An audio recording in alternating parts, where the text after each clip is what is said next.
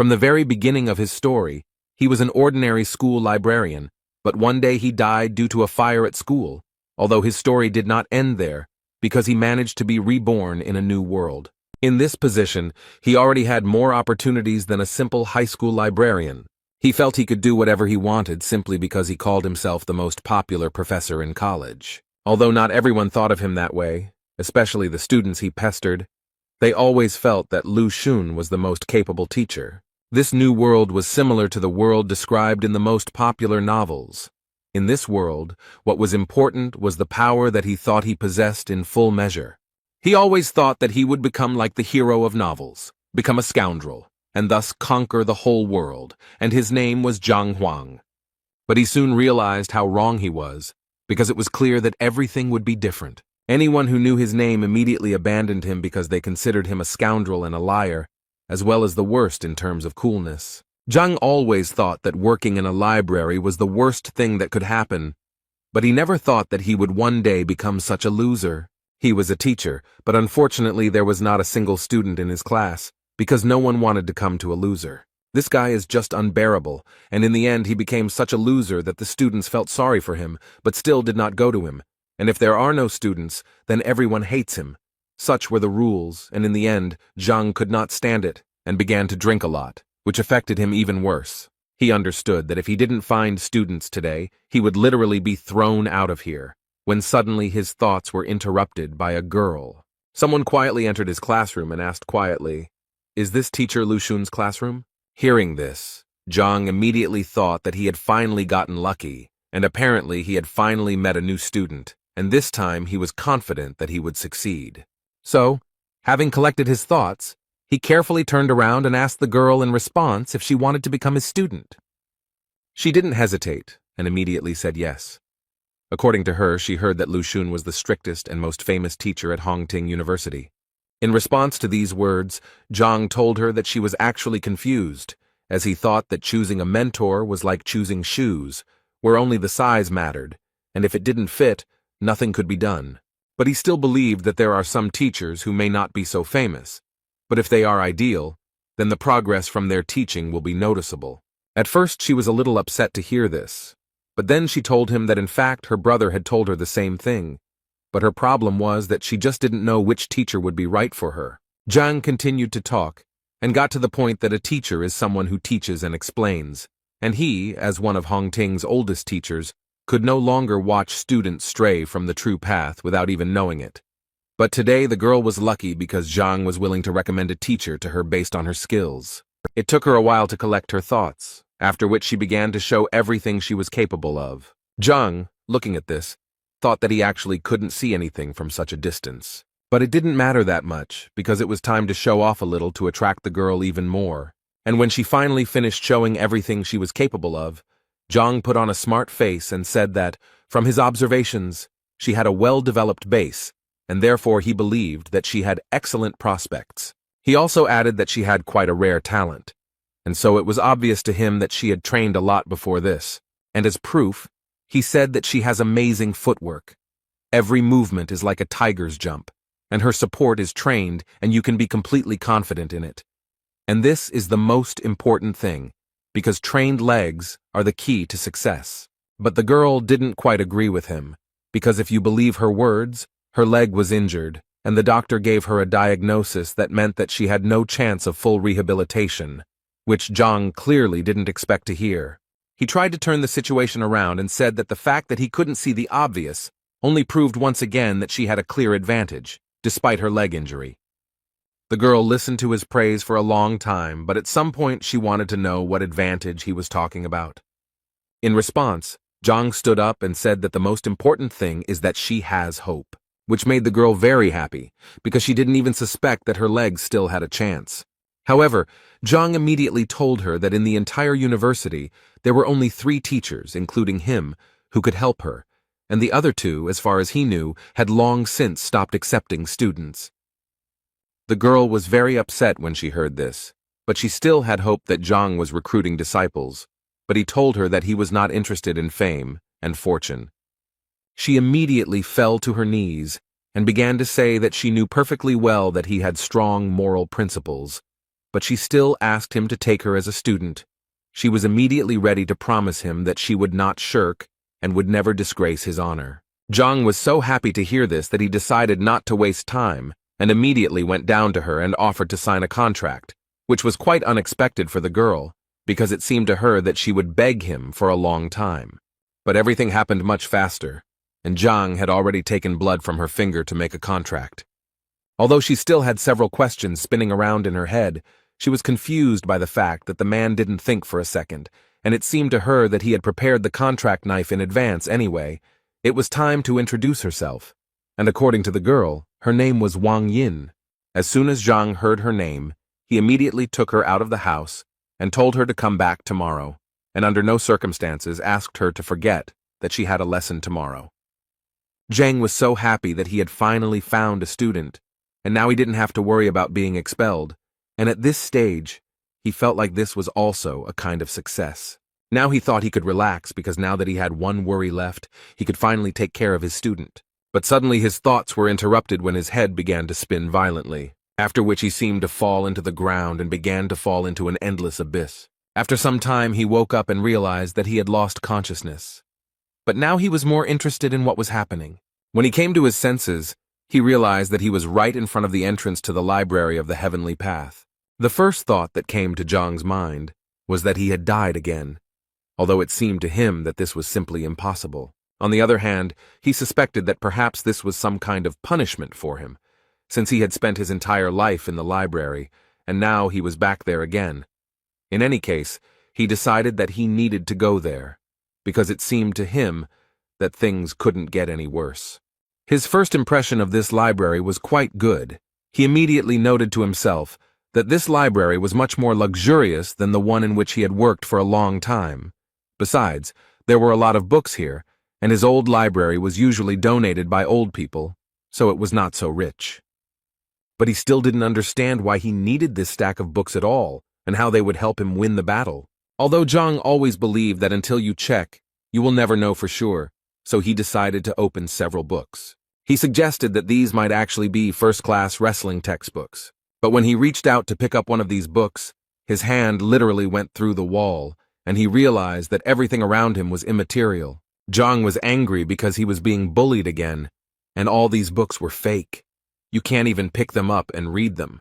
After some time, having regained consciousness, Zhang was able to leave this place, but his head was still swarming with thoughts about what kind of place this could be.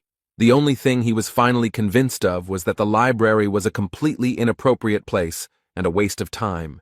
In any case, he decided that it was useless to think now, and decided to first have a snack, and then return to searching for new students. Suddenly his thoughts were interrupted by someone's shout, clearly calling for Zhang.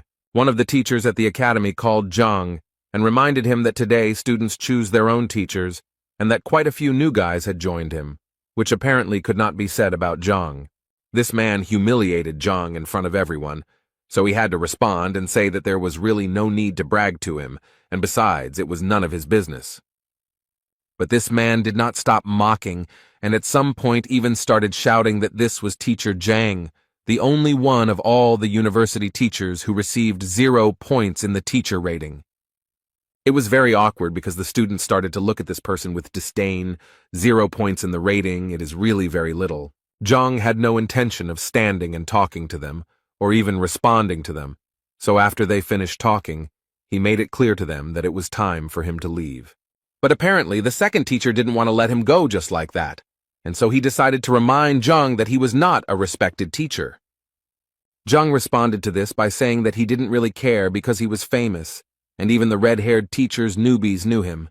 But if you take Chao Xiong, he wasn't famous as a teacher, and even with all that, he still had the audacity to brag. At some point, their dialogue was interrupted by a female voice, which said that teacher Zhang was not really what everyone said. It was Wang Yin who also added that the teacher was very good because he not only accepted her as a student, but also gave her hope for recovery, so she believed that he could easily become number 1. But she was interrupted by the man standing next to her. He reminded her that the master told her to go to Lucen, but she didn't listen and went to that idiot. So he asked the girl to think better and refuse his patronage before the young master found out. Chao Xiong did not miss the opportunity to point out once again that Zhang was incapable of anything, because even his student, who had just come to him, already wanted to leave him. This clearly did not please him, because he remembered how difficult it was for him to recruit her so as not to be expelled from the university.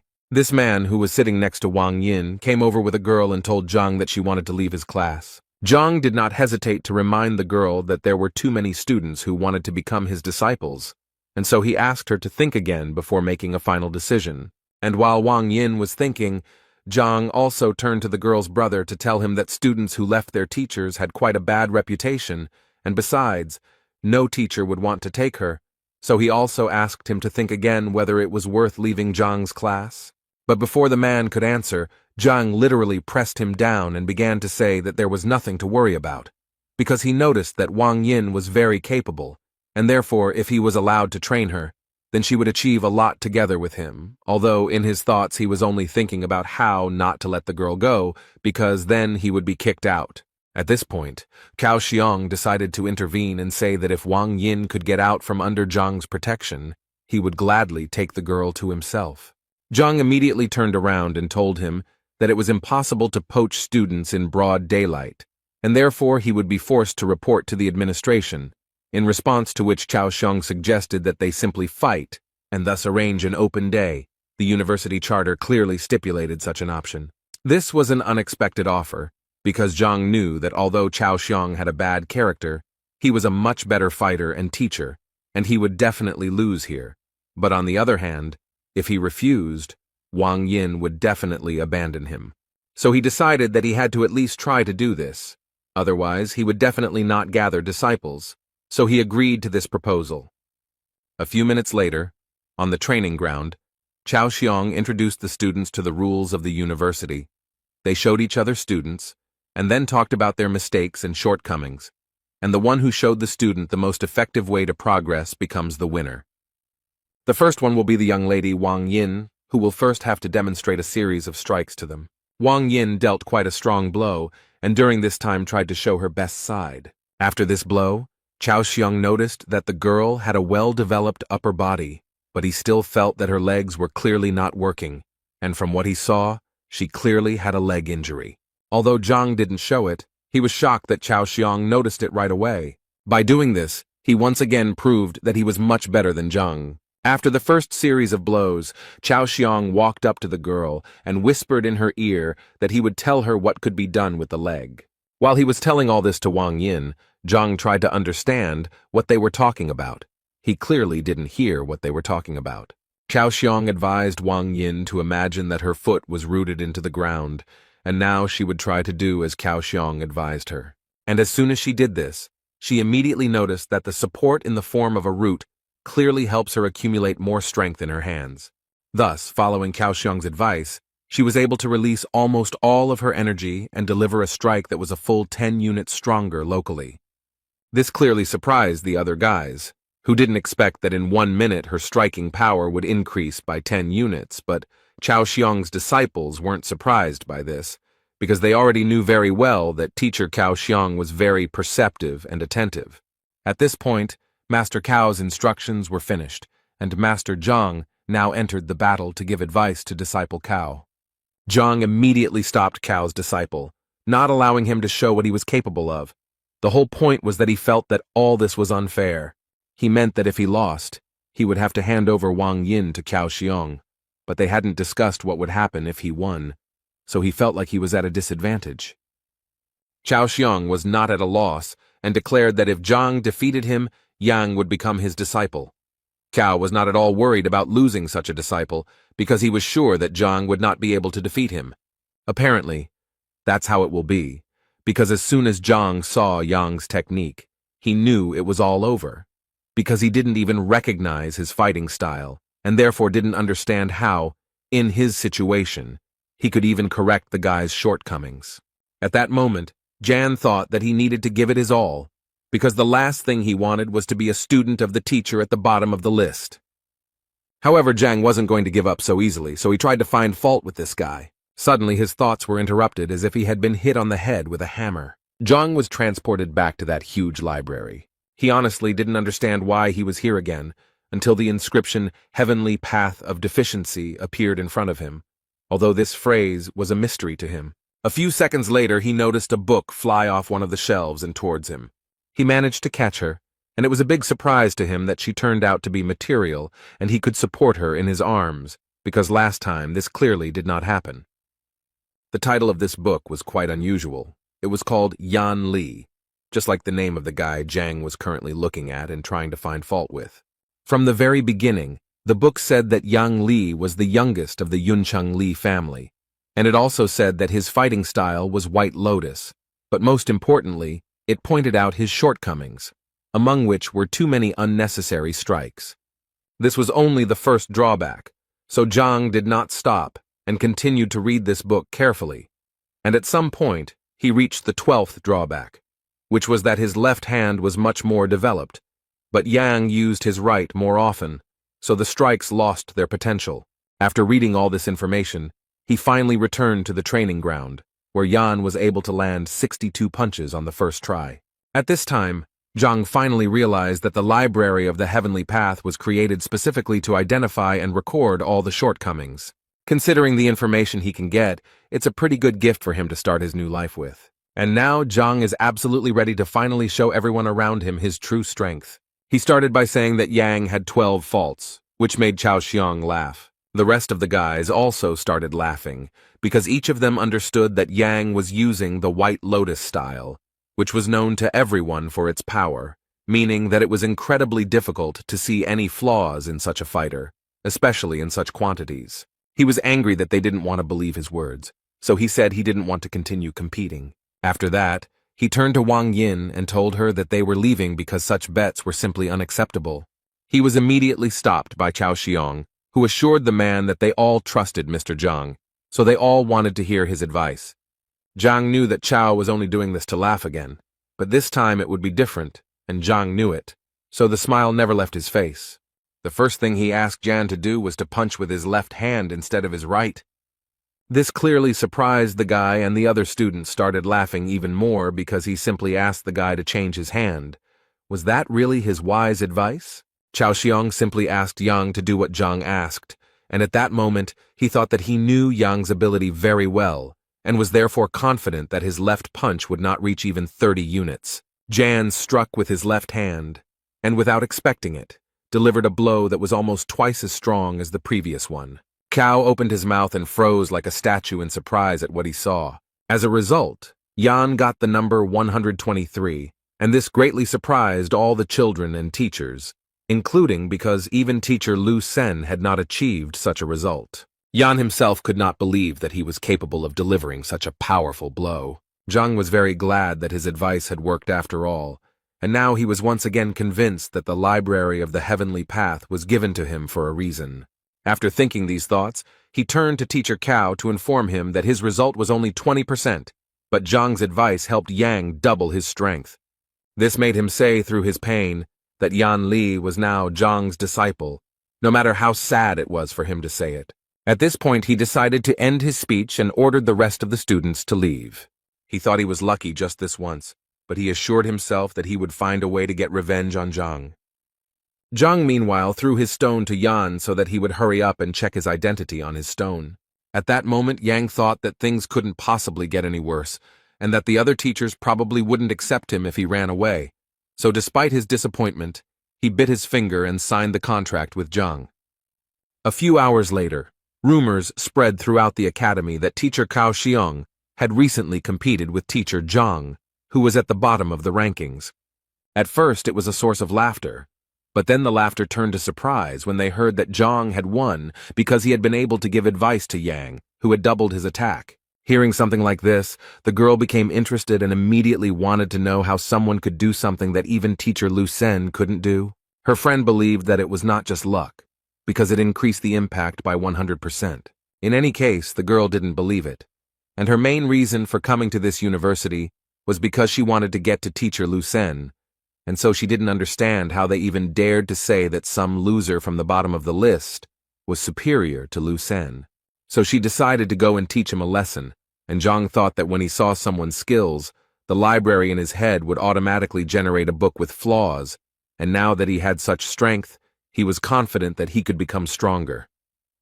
Suddenly, his thoughts were interrupted by a girl who entered his classroom without permission and rather brazenly asked if he was Mr. Zhang Huang.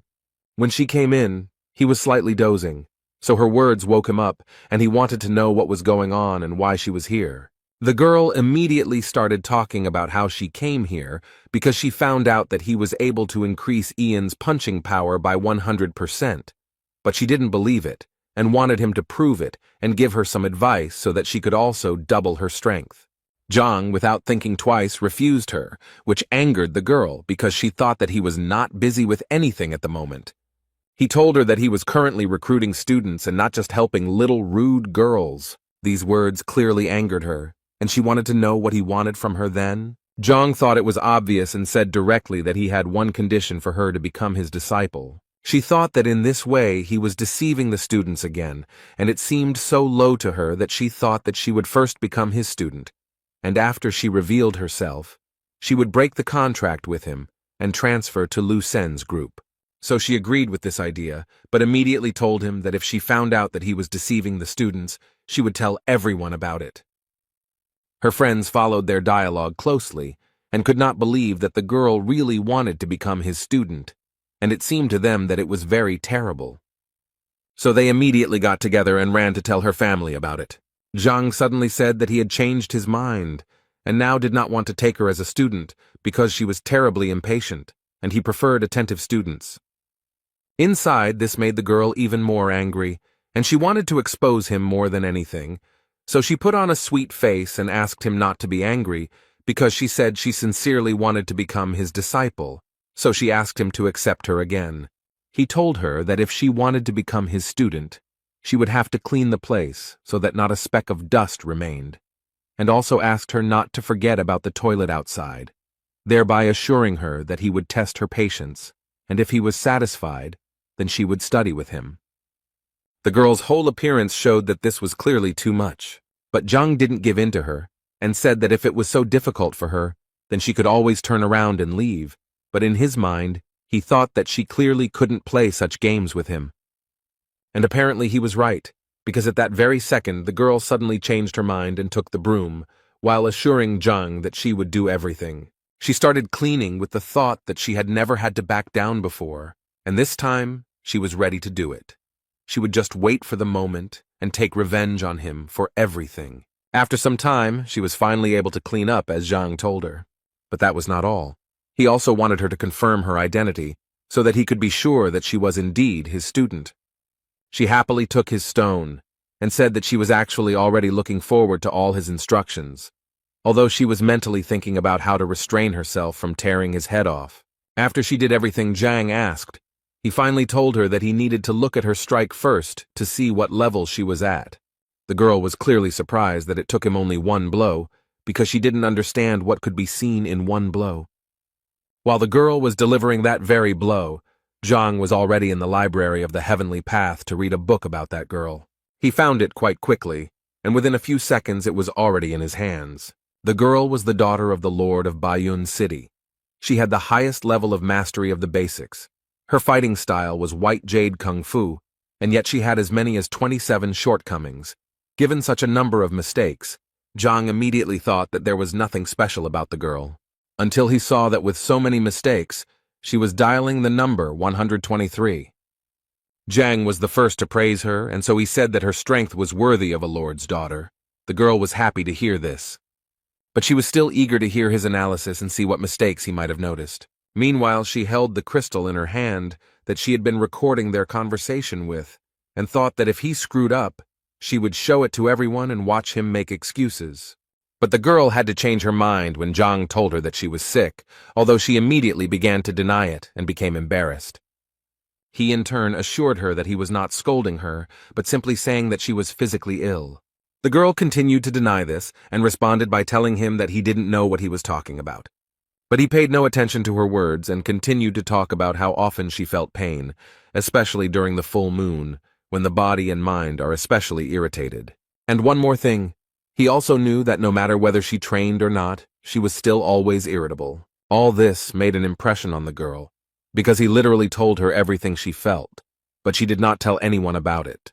Zhang smiled and said that there was really no point in being surprised, since he was quite an experienced teacher. She lowered her head and asked him sheepishly, "Is there a solution to her problem?" Zhang immediately told her that the solution was actually simple. All she had to do was come to his class tomorrow, where he would definitely explain everything to her. He also did not forget to say that he wanted to see complete trust. If she did not justify it, then it would be better for her to go to another teacher. In response, she assured him that she now trusted him completely, and after hearing these words, Zhang wanted to know if she still wanted to keep that crystal with the recording. The girl immediately squeezed and broke it in her hands and said that this would not happen again. Thoughts flashed through the girl's head about how he immediately recognized her illness and realized that she was recording him on the crystal. Now she couldn't understand only one thing. How could such an experienced man end up at the very bottom of the rankings? The only explanation she had was that he was too noble and didn't need wealth and recognition. Suddenly her thoughts were interrupted by a man who stopped them both. It was Yao Han, the governor of Baiyun City. It was the girl's uncle, from whom she immediately wanted to know what he was doing here. Instead of answering her question, he asked her not to say that she had become Zhang Huang's disciple, but to his great regret, the girl immediately confirmed it. He then turned to Zhang and said that her niece was the pride of the family, and therefore she couldn't study with someone like Zhang, so he asked him to let her go, then added that he would either listen to him or go to the principal and seek his expulsion from the academy. But before he could finish speaking, he was interrupted by the girl herself, who began to ask him not to do this because she had voluntarily become his student. He was clearly surprised that she didn't understand that he was not a worthy teacher who would definitely not be able to increase her strength. She felt very awkward, but still, despite all these feelings, she tried to tell her uncle that she had already made her final decision. As he listened to her, he noticed a broken sound recording crystal on the floor, and this immediately made him furious, and he immediately pounced on Zhang with words to find out what he was going to do with his niece. After which he once again ordered him to immediately release her from the class. Otherwise, he threatened Zhang to destroy him, but he calmly told Yao that he was wrong when he thought that he brainwashed the girl. She also tried to calm her uncle down at that moment, saying that if he didn't calm down right now, she would never speak to him again. He didn't understand why she was suddenly so protective of him, but she felt awkward talking about it here, so she took his hand and said that they were leaving immediately. However, the girl's uncle still did not trust him and believed that Zhang was clearly up to something. Zhang himself did not understand what he was being accused of, since he had simply accepted the student into his group. Two guys were walking around the academy grounds, and one was calming the other down because one of them was not accepted by any teacher. One of them said that they had been together since childhood and even started training together, and that teacher Wang was the best martial artist in Hongting. So he believed that his friend would definitely surpass him, and this clearly made him sad. His friend tried to cheer him up in every way, and as soon as he saw the sign for first class, he immediately suggested that his friend go there, since perhaps he would be accepted there. The boy didn't want to go there because the class clearly looked very old, but his friend assured him that he should be optimistic. If the class is old, it means the teacher is experienced. Zhang was a little surprised when two guys came to him and one of them wanted to become his disciple. But what surprised him even more was that his friend was so eager to prove to Zhang that the boy was a good spearman and would therefore become a good student. Zhang was not against taking another student onto his team, but first asked him to demonstrate his skills. The boy was clearly not prepared for this, but his friend assured him that everything would be fine because the teacher just wanted to give him a couple of tips. At that moment, the boy couldn't get the thought out of his head that everything around him was unkempt, and so he thought that the teacher was exactly the same and was unlikely to teach him anything. But he still decided that even if he really was that terrible, he simply wouldn't become his disciple. And to test his theory, he decided to show everything he could do and see the teacher's reaction. He was able to knock out 123 units of power on the testing stone, after which he bowed to the teacher and asked him for advice. But as soon as he looked up, he noticed that this teacher didn't even look at him. So the guy decided that, apparently, his guesses were exactly as he thought. But suddenly, his thoughts were interrupted by Zhang, who couldn't help but notice that someone had emotionally hurt the guy. Moreover, he noticed that the guy felt humiliated.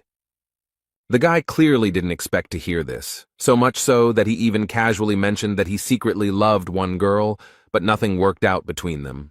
Although he immediately came to his senses and said that it didn't matter anyway. His friend immediately ran up to him and began to find out who had offended him and why he hadn't told him about it, but he didn't want to discuss it now, so he asked the teacher not to talk about it, since it was his personal business and had nothing to do with his preparation.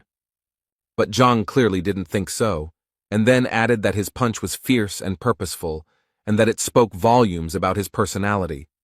Zhang immediately noted that he only thought about the present, not the future.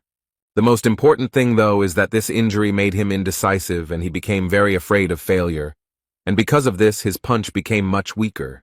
The guys were very surprised that Zhang was able to see that he was in love and what kind of character the guy had in general.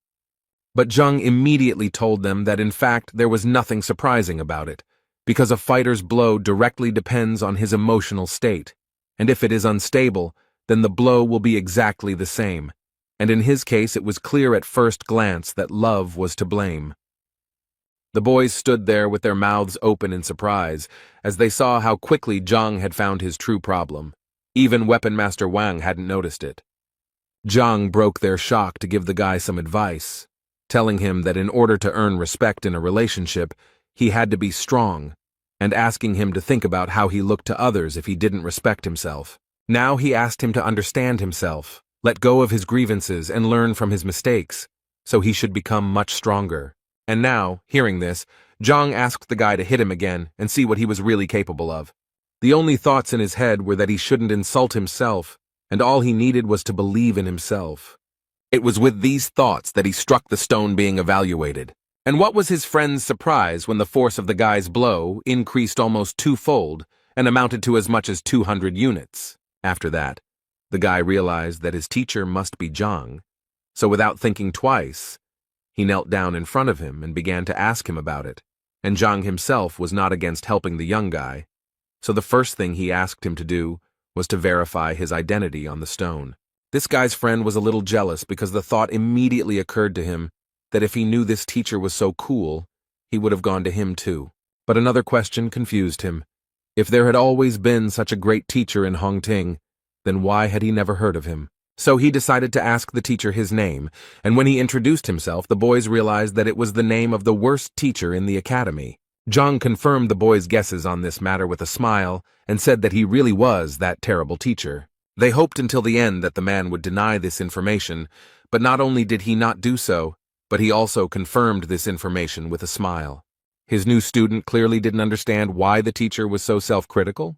In response to this question, he said that in fact, this world was full of price tags, and there was nothing wrong with that. Although in his mind he thought that if it weren't for the library of the heavenly path, he would most likely remain a failure, since without it he didn't have any special talents. Zhang's student, upon hearing this, immediately wanted to give Zhang credit, but Zhang stopped the guy and said that in fact it didn't matter. Like his bad reputation, what was important was to study hard and go towards his goal. The boy happily said goodbye to the teacher, and his friend could not help but notice that in the end, everything turned out well for the boy, and now he too has a wonderful teacher.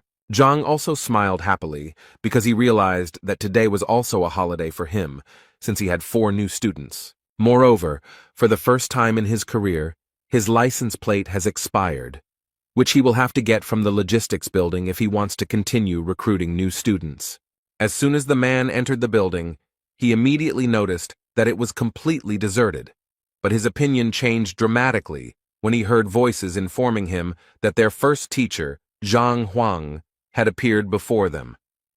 The voice belonged to Can Biao, who was the head of the logistics department, and as soon as Zhang noticed him, the big guy decided to find out what he was doing there, because everyone knew he was having trouble recruiting people. Zhang immediately remembered how Can Biao always bullied him because he didn't earn much due to his reputation. And taking all this into account, Zhang immediately thought that maybe it was because of this big guy that he only had 4 tokens to begin with. Anyway, the first thing he did was tell the big guy that he was out of registration tags and would like some more. These words made the big guy laugh incredibly loudly, because he didn't understand how a teacher like Zhang could run out of tokens. Zhang actually expected this kind of reaction, so he offered a bet if he didn't believe him. Qianbao had always been interested in betting, so he immediately agreed. But before that, he wanted to know what exactly he could bet. Zhang was prepared for this question, and therefore immediately answered that he wanted to bet his face, which meant that the loser would receive 3 slaps in public from the winner. Qin was pleasantly surprised by Zhang's creativity, so he agreed to the idea without any problem. But he still decided to add that if Zhang lost, he would receive 3 slaps from each of them, not just from Qian. His 3 assistants went to get a book containing information about the relationships of students with teachers, and with the help of this book, they were going to find out if he was lying. But after a few minutes, their faces changed because they suddenly discovered information that actually confirmed that the 4 students recognized him as the teacher. Qianbao clearly couldn't believe it, so he ordered the book to be brought to him immediately so that he could personally verify its authenticity. Reading this, he convinced himself and the other teachers that if this was true, then the guys who went to Zhang were complete fools.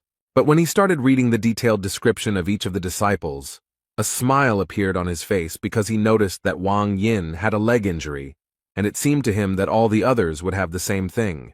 This satisfied face did not last long, because then he saw that among his disciples was the daughter of the Wang family, which was one of the richest in Qianshuan.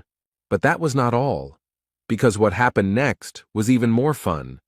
Zhao Ya, who was 7th in the entrance exam and was the daughter of the ruler of Baiyun City, and right behind her were Yang Li and Zheng Yang, who were among the top 100 fighters. After learning all this, Qianbao came to the conclusion that Zhang had simply brainwashed these children. Otherwise, they would not even look at a loser like him. Zhang had no intention of proving anything to them, and immediately said that it was really up to them whether to believe him or not, but it would still remain the truth. And considering all this, he said that it was time for them to fulfill their promise. But apparently they didn't intend to do this from the very beginning, because they started telling him that they wouldn't do this, and he clearly wouldn't do anything to them for it. And if he tried, they immediately said that they would simply beat him up, and he would regret that he ever came here. Zhang received all these words with joy. Deep down, he even wanted them to refuse to carry out the punishments. One of them even stepped out of the crowd and said that Zhang was not worthy of even touching his face, let alone slapping him. But he was eager to teach Zhang the lesson he clearly deserved. At this moment, Qian thought that Zhang was only 3rd ranked, and he would definitely not be able to stand up to a 4th-ranked master. It was simply beyond his capabilities. In total, as is known, there are 9 combat ranks. The higher the rank, the more difficult the transition to the next. Also, each rank is divided into initial, intermediate, advanced, and peak levels. Therefore, given this information, it was clear that even if Zhang was well versed in other people's skills, he was only at the level of a 3rd-rank master, and with such skills, it would be truly difficult to win. While Qianbao was thinking about all this, blood appeared in front of him, which made him very angry, because he immediately asked them to deal with it cleanly and without unnecessary aggression. But he didn't even expect to hear that it wasn't Zhang's blood, and when he started to turn around, he noticed that they seemed to be in trouble. Zhang managed to knock out one of the teachers with one punch, and now he stood up and slowly called the other boys to him. Qian was beside himself with anger because he honestly didn't understand how this was even possible. After all, Li Yuan was definitely a rank higher. How could such a thing even happen? Zhang continued to anger them by calling them over with a smile. They thought that he was just lucky, and now he would definitely get what he deserved from them for his insolence. Zhang closed his eyes and moved to the library of the Heavenly Path, where 3 books on the shortcomings of these teachers had already been prepared. Therefore, it was not difficult for him to familiarize himself with them and strike where they could have the greatest effect. Each of them had their own point they didn't want to reach, and Zhang knew it very well. This information helped him defeat all these impudent people. After just one touch to each of them, Zhang became the winner, and they froze and could only tremble in fear. The thing is that Zhang touched their vital points, because he knew very well that all fighters who train hard have such a point, and if it is touched even by a child, it can lead to very bad consequences. Therefore, vital points are the most important place of a fighter. Often even close people do not know about them. Qianbao could barely speak, but he still wanted to ask the guy how he knew about their vital points. Of course, he knew in his mind that all this was thanks to the library, because he only now realized that it could help not only in teaching students, but also in real combat, despite the fact that he was from the ground and did not really understand kung fu. But he told Tianboa that they just needed to fulfill the promise, and everything would be fine. All this irritated Tianbao, so he immediately called Zhang a pathetic and incompetent teacher who dared to attack his superiors in a public place, so he would definitely go to the administration to file a complaint against him. The other teachers agreed with him too. They even told him that he would do better to kneel if he didn't want to get fired. For Zhang, this was so humiliating, because he understood perfectly well that they simply could not win with the power of intelligence, so they decided to use meanness. Then he decided that he too needed to resort to their methods, since that was what they wanted so much. After that, he began to talk about how Master Qian Biao stole Elder Chen Ming's treasures half a year ago. And he did it only to please a woman who ultimately did not stay with him. Next in line was teacher Bai Lin, who had driven the girl to suicide 3 years ago by abusing her, and her spirit often returned to him in his dreams. Teacher Chun deceitfully took away his brother's business by poisoning him and successfully blamed it all on an accident. When all those teachers heard this, they forgot what had hurt them so much because they could not believe that Zhang knew their secrets. But without thinking twice, they decided to ask him for forgiveness and immediately admitted that they were the only ones who were wrong. Zhang could only reply that he really didn't have time to deal with their past mistakes, but he wanted to convey to them that if they repeated them in the future, he would definitely ruin their careers once and for all. They assured him that they would not dare to do so again, and as a token of gratitude for his kindness, Qian Bao gave him his registration tokens and said that he could indeed take as many as he wanted. Zhang took exactly as many tokens as he thought he needed and left, and his new friends wished him a good day. The man's head was filled with thoughts about how long he had been waiting for this exciting life, and that this was exactly what he needed. Suddenly, his thoughts were interrupted when he saw 2 guys pulling a third one, who seemed to be screaming that he didn't want to live anymore. As it turned out, the big guy was shouting that he wanted to die, but at the same time he was holding another student's hand and not letting him leave. And the third one was trying to explain to him that if he wanted to die so much, then he didn't need to drag anyone along with him. But he asked them to leave him alone because he was already dead. Although the guys tried to shout to him that it was he who was holding them, and not they him. Zhang didn't quite understand what was going on here and how it had led to this. In any case, he decided that it was better for him not to interfere in this situation, since at the moment his main task was to continue recruiting students. Suddenly, his thoughts were interrupted by a shout that seemed to be directed directly at him, because he heard someone shouting something about the uniform of one of the teachers.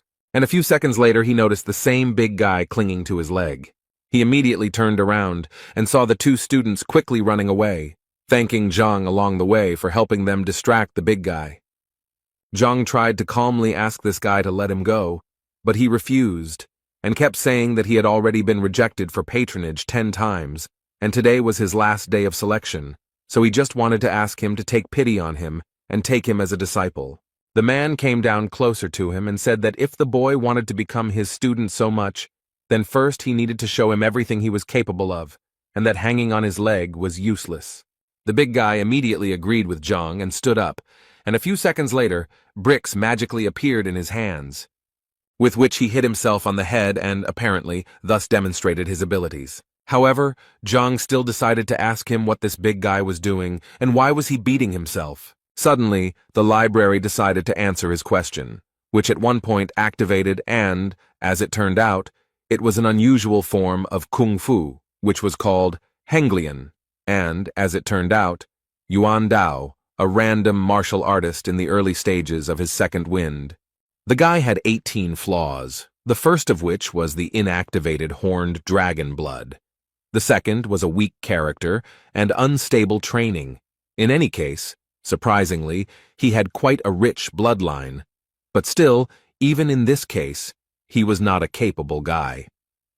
Suddenly, Zhang realized what he had just read. Could this guy have something to do with the power of the imperial blood? In this world, the birth data of the body and blood are of great importance, and if a fighter has a heritage, he can improve much more actively than his opponents. Thus, there are several types of bodies: the purest body, the yin body, the yang body, the golden body. Likewise, it can be said that there are several types of blood: ancient blood, new blood, ancestral blood, and variable blood. The blood of the horned dragon is one of the ancient bloods. It is said that when it is used to its full potential, the fighter becomes invulnerable to weapons, and nothing can break him. It could be said that this was one of the best bloodlines in terms of defense, and Zhang could not even imagine that such a big guy would have such a huge potential, although it would be incredibly difficult to unlock. Either way, he knew that this guy definitely needed to be taken into his class. So he immediately gave him his token to make a deal with him, and the big guy was over the moon. He was so happy that he finally had a teacher, but Zhang immediately asked him to stop rejoicing because they had a lot of work ahead of them. Suddenly, their dialogue was interrupted by Shang Bin. He was the grandson of the elder of the Shang Academy, and one of Shenbi's admirers. This guy, as soon as he saw Zhang, immediately told him that the teacher was not very good and was recruiting exactly the same kind of students. The girl standing next to him was called Shenbi Ju. She was one of the top teachers in the academy with a huge number of fans. Moreover, it could be said that Zhang was once a big fan of hers. And now Zhang didn't understand who Shang Bin was talking about and who he called trash. Shang Bin smiled and told Zhang with great confidence that he was talking about him if he didn't understand. Zhang put his hand to his nose and began to say that if Shang Bin was talking about him, then he simply did not understand why it stank so much, and he did not forget to notice that this smell only appeared after Shang Bin appeared. He immediately became enraged by such an insult, and began to shout that he had no right to speak like that at all. But then he noticed that even Shen Bi was laughing at him, so he immediately decided that he needed to be more cool-headed because he definitely couldn't embarrass himself in front of her. So he decided to remind Zhang of his place in the ranking, which absolutely everyone knows, and he also knew the big guy who was standing next to him, and according to Shan's words, this guy's punching power was only 15, and he was only good at defense. He also did not forget to add that the guy was the last in the entrance exams. And finally, he said that it was quite a lucky coincidence that the teacher and the student from the bottom of the list had finally met. As soon as the big man heard Zhang Huang's name and that he was ranked last, he realized that it was probably in vain that he asked him to be his teacher. Zhang didn't intend to react harshly to all these words, and decided to tell Shan that if he finished speaking, then his personality could leave. Zhang personally let him go. Although this made him angry, he still decided to listen to Zhang. But first he turned to Shenbi and told her that they had better leave here, because communicating with this abomination was dangerous. It could negatively affect her beauty. Before leaving, Shenbi decided to say some nice words to Zhang. So she said that last time, although he was at the bottom of the list, she asked him not to give up and work hard, and then he would definitely succeed. Zhang understood that she thought that since he took this big guy, it meant that he had given up on himself. But he still told her that he was pleased to hear such words from her. But he could still guarantee that this big guy was a diamond in the rough, and if he was trained properly, he would most likely shine. Shenbi didn't argue with him, and said that she would look forward to it, then turned to Shang to tell him that she was already very tired, so she would like to rest for a while without him. Shang again decided that Zhang was the only one to blame for this, so he promised him that the time would come when he would have to answer for everything he had done. While they were talking there, the big guy decided to run away very carefully, but Zhang noticed this and pretended that the big guy was just confused and went the wrong way, because in fact his class was in a completely different direction. The boy was trying to say that he was too weak, and therefore didn't want to ruin teacher Zhang's reputation, and therefore he wouldn't mind if the man suddenly decided to let him go. Zhang came close to him and said that these were meaningless words because he had already dripped blood onto the token, and therefore from this second on, he would live as his disciple, and then die as his disciple. After this conversation, Zhang went to his room to think about the fact that today was his last day of recruiting disciples, and it looked like his limit would stop at 5. But in reality, everything was fine. So he decided that he needed to sort out all the materials first so that he would be ready for his first lesson tomorrow. He believed that he had previously trained according to the principle of the 9 paths of Hongting, and each level corresponded to the essence of the 9 ranks. Many in Hongting train according to this system. And it looks like he's the last one of all the teachers left at rank 3. Everyone has already reached at least rank 4, so he needs to pull himself together and catch up with them as quickly as possible. But his training methods weren't quite up to the task, so he decided to visit one place where he thought he might find a more successful training method than he had the last few times. The essence of unifying true ki is to collect the spiritual energy that is around them, and this process is very slow and difficult because the spiritual energy needs to be reconstructed to reunite with the true ki of the body, and some masters study day and night for at least 3 years to achieve an acceptable result. And all this clearly did not suit Zhang. He most of all did not want to do this for years. Besides, his classes were tomorrow, and if the students found out that their teacher was not even capable of high-quality qi collection, then they would definitely drop out of school. He knew that he could search for multiple paths in the Heavenly Path library, but the catch was that there were over 1,000 of these flaws, and he literally couldn't eliminate them all in such a short period of time. So he thought that perhaps he could gather enough information about other teaching methods to use the strengths of one system to compensate for the weaknesses of another. And for this he came to Elder Shin Mo, who was quite surprised to see the guy here because it was already late, and at such a time no one visits the library. Zhang explained to him that the thing was that he was going to cross the 3rd rank, but he had some questions, which was why he came here. The elder took this information with a smile and told him that there was actually nothing wrong with him cultivating slowly, as the university always needed fresh blood like him. So he told him that the information about the 3rd rank was in the 4th line, for which Zhang was very grateful. The elder had always known that Zhang was actually a good boy, he just always lacked ability, and so he sincerely hoped that his results would not be so dismal. As soon as Zhang entered this library, the first thing he noticed was that there were quite a large number of books in it. It even seemed to him that the university library was no poorer than an ordinary modern library, and besides, he almost immediately found a row with the books he needed. He picked up the first book that suited him, and was a little surprised that this book described a method that had more than 3,000 shortcomings, and he was a little confused as to why this system was so popular. It seemed simply impossible to him to correct so many mistakes, but at one point, he realized that now was not the best time to despair. And thanks to this, an idea came to him, the essence of which was that he did not have to correct all the shortcomings. He decided that he could simply fix the thing that was bothering him on his stage, and he was absolutely right, because it turned out that there were only 10 flaws on his stage.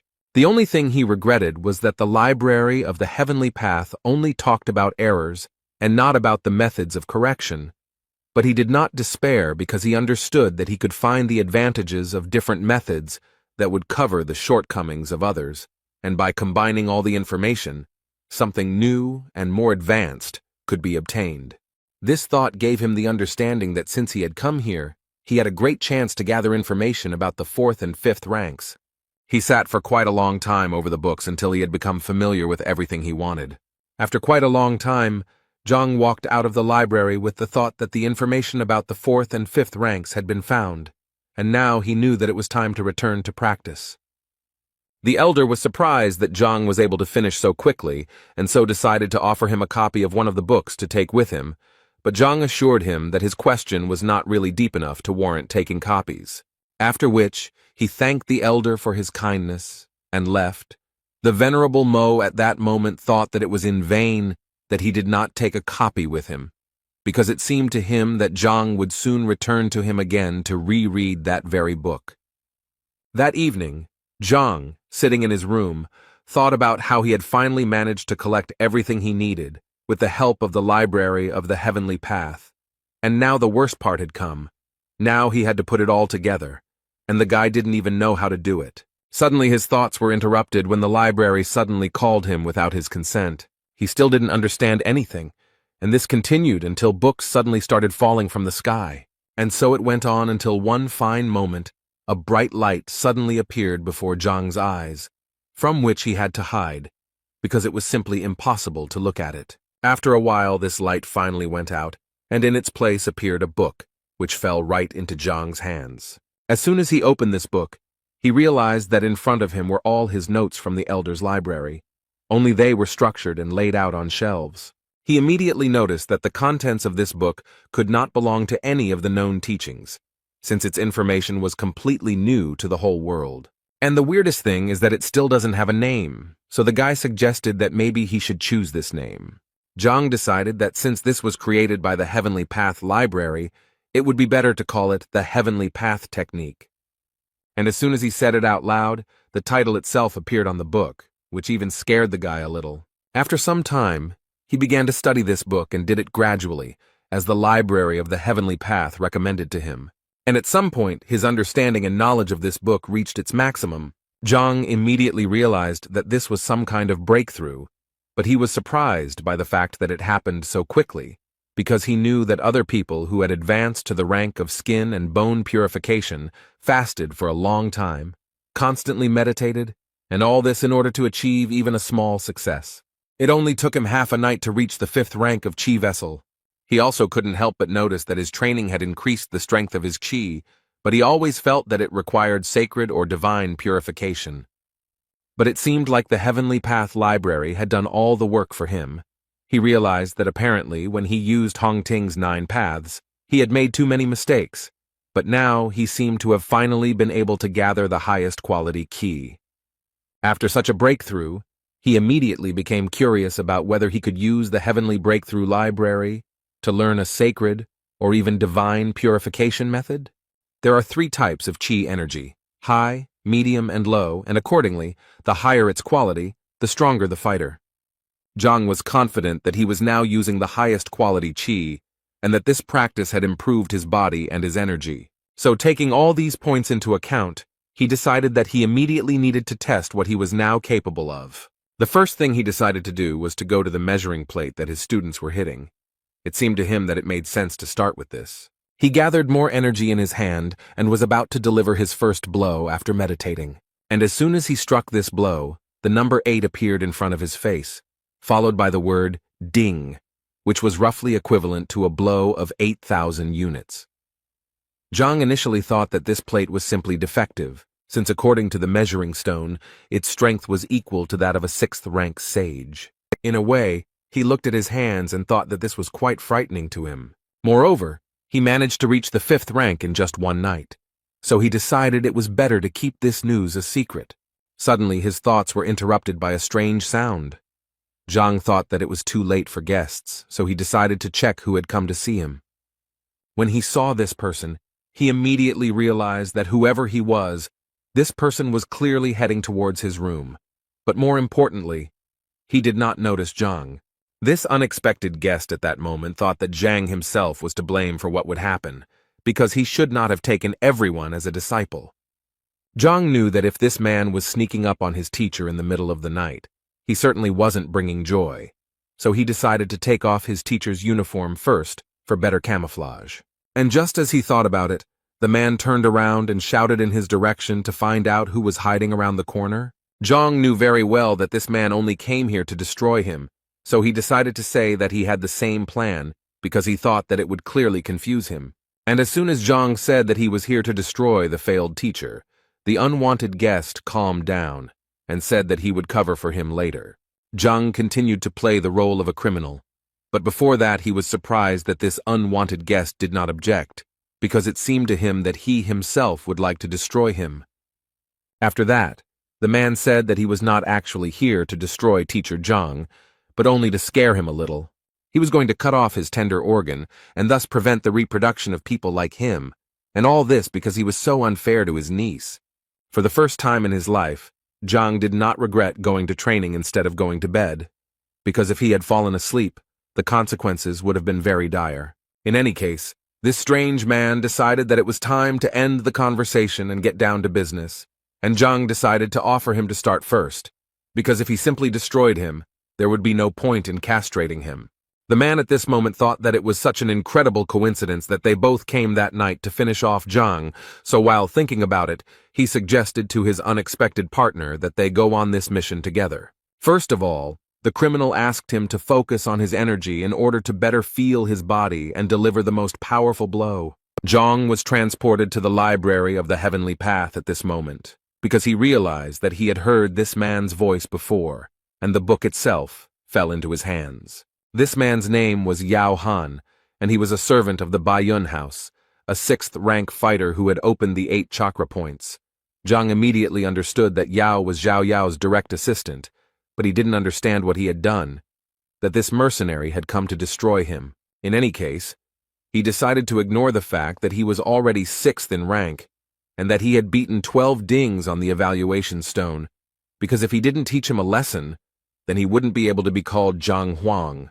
But he still understood that this clearly had to be done not in direct confrontation, because then he would definitely lose. So he decided to outsmart Yao a little and at one point shouted at him to look at the sky because there was a UFO flying there. Yao didn't understand what a UFO was and how it related to their case, but he didn't even think that this was all just a common trick by Zhang, who deceived him in such a childish way. Zhang didn't miss his chance and delivered a fairly strong blow from behind, which sent the man flying into the nearest wall.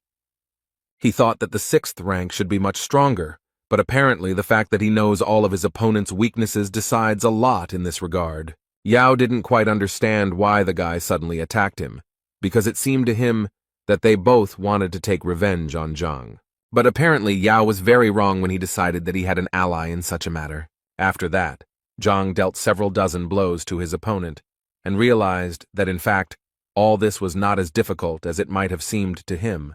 This guy was the assistant of the Yao family, and Zhao's uncle, so he did not hit him very hard. But before he left, Zhang knew he first needed to divert suspicion from himself. The idea immediately came to him to blame everything on Shan, although Zhang believed that it was his own fault, because if he had not approached him that afternoon, he would not have even remembered him. After that, he turned to Yao and said that Zhang had angered him during the day, so he wanted to teach him a lesson. Zhang pretended to talk to himself, but Yao heard everything perfectly well, and so Zhang made him understand that he was Shan. After that, he made a threatening face and ordered Yao to get out of here immediately. This scene made Yao think that he saw this person talking to Zhang today, and he also knows very well that they often quarrel with each other, and in the end he said something for Shenbi, so he was sure that it was that guy. Zhang thanked himself again for deciding to train today instead of just lying around and resting. Besides, tonight had given him the understanding that he needed to become much stronger if he wanted to survive in this world. The next morning, all his students except Zhao gathered, and when he asked the boys why she was not there, they answered him quite confidently that she was simply late and would come a little later. He decided that they would start without her, and then began to talk about how his teaching methods differed from others, saying that individuality was important to him, so he would work on each of their styles. And he decided to start with Wang Yin because she was his first student. Although the girl agreed with him, at this moment she thought about how yesterday, when she returned home, she found out that teacher Zhang was actually a liar. So she mentally didn't want to have anything to do with him, although she couldn't tell him about it yet. At this point, Zhang asked her to come closer to him and show her her strike again, as he needed to examine it more closely. Wang Yin felt that there was too little space for this, but Zhang assured her that it did not matter. The thing is, when he first looked at her strength, he didn't have the Heaven's Path library yet, and so he didn't quite understand what shortcomings the girl had. So she had to give another blow, which was quite strong, and Zhang immediately decided to praise her. Then Wang Yin wanted to say something to her teacher, but he did not let her do it because at some point he simply interrupted her. And he began to say that if he was not mistaken, then she injured her leg 2 years ago in a fight. Wang Yin didn't even understand how he could know all this. Zhang ignored her questions and continued to talk about how there were 3 points on a person's leg that were responsible for strength, speed, and agility, and it seemed to him that her opponent had touched the point that was responsible for strength, which caused it to close and the blood to flow in the opposite direction. At this moment, Wang Yin thought that one of the top doctors they had invited had said the same thing, but he couldn't do anything about it, since it required a master of at least the 8th rank. So she asked him without much hope if he could cure her, but the answer completely changed her expression, because Zhang said with complete confidence that for him it would be just a piece of cake, although the girl had thought all her life that her injury could no longer be cured, and the teacher said that for him it was a mere trifle. According to Zhang, he called her here specifically to cure her, and to begin with, he would like her to relax her body and sit down. At this moment, Wang Yin noticed that for some unknown reason, she suddenly began to trust her new teacher. At some point, her thoughts were interrupted by Zhang, who, completely unexpectedly for the girl, threw a small needle at her. The girl immediately thought that this was a technique that required strict control over the flight of the needle so that it would hit the target accurately, and this technique was known as air acupuncture. But this technique required at least the 5th rank. That's why she couldn't believe that the worst teacher in the university could even reach 5th place. But Zhang had been continuing to perform his technique all this time, and he had only just begun the stage of introducing true qi into Wang Yin's body. It was an incredibly painful process, and the girl had to endure it. But the thought that this was indeed the teacher's qi was still spinning in her head. She immediately realized that this was the purest qi, like spring water without a single impurity, flowing through her body. But she still couldn't get the fact out of her head that such energy simply couldn't be found in a 3rd-rank master. Moreover, no matter how much she studied the matter, she had never heard of such a true qi refining mastery. Anyway, the most important thing now is that she can feel her legs more accurately and clearly than ever. Wang Yin felt like he had turned some kind of lever, and now she could feel them. The girl had been waiting for this feeling for so long, and finally, when she had almost lost hope that she would ever be able to cure this disease, the teacher was still able to cure her, and he did it so simply that she could not even believe it. For such a gift, she immediately fell to her knees in front of him and began to thank him. Zhang thought that there was no particular meaning to it. He just wanted the girl to start training hard so that the second one would not be so easily corrupted. After his first training session, Yan, sitting with all the students in the class, told them how he was going to leave the teacher. So he wanted to know who wanted to join him, and the big guy immediately supported him. But he still added that, in addition to the fact that he also wanted to leave, he was afraid that the teacher might get angry about this, and then things would be bad for them. Jan thought it was a mere trifle because it was better to be angry than just stay here. He was confused by the fact that they didn't even know what rank he was, but he was sure that when Wang Yin came out, she would finally convince them that they should leave him. Immediately after his words, Zhang and Wang Yin entered the waiting room. It was clear from the girl that she was very pleased, and with such an attitude, she clearly did not intend to leave. Jan noticed this, and realized that his escape plan was slowly beginning to fall apart. The big guy also noted the fact that Wang Yin clearly didn't look disappointed, but Yang couldn't believe that Zhang actually told Wang Yin something worthwhile. Suddenly, his thoughts were interrupted by Zhao Yao, who entered the classroom and first apologized for being late. Zhang, of course, was very happy to see her, but he couldn't help but ask the girl who was this disabled person next to her.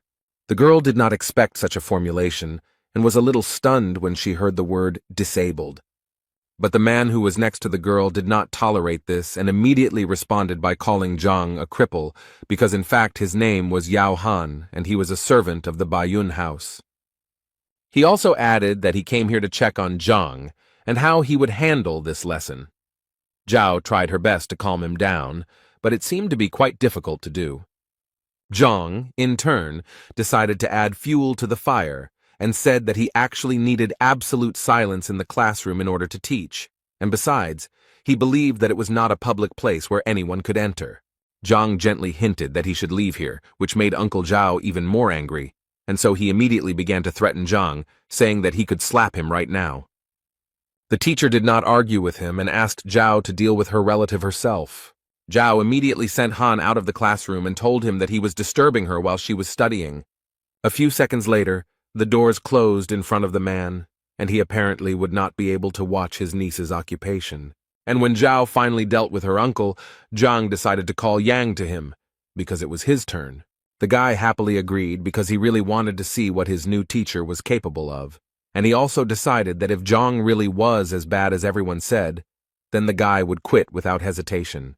He entered Zhang's room, and the first thing he did was ask the teacher if he wanted Yang to show him what he could do. But before he could finish his question, Zhang told him that it was actually useless, and that he had already figured it out. Zhang explained to the young master that at the moment the Feijoa strike was at the initial level, although the Kulong strike was at an advanced level. Yang was a little surprised that Zhang knew that he was practicing Kunlun, because absolutely no one knows about this training, not even his family. Zhang replied with a smile that it was actually quite simple. Yesterday he saw Feijoa in his style and ate it. This shocked the boy even more. He couldn't believe that Zhang was even able to see such a thing. In his mind, he remembered that even teacher Qiao Xiong hadn't seen anything like this. How could Zhang have guessed back then?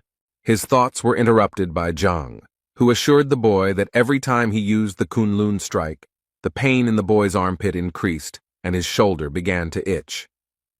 At this moment, Zhang amazed Yang so much that he even cried out upon hearing such detailed information about himself. The body of a Kunlun technique master is perceived as the body of a dragon, and if the warrior has reached the rank of skin and bone purification, there will be no side effects, since the qi energy will nourish the muscles and bones of its wearer.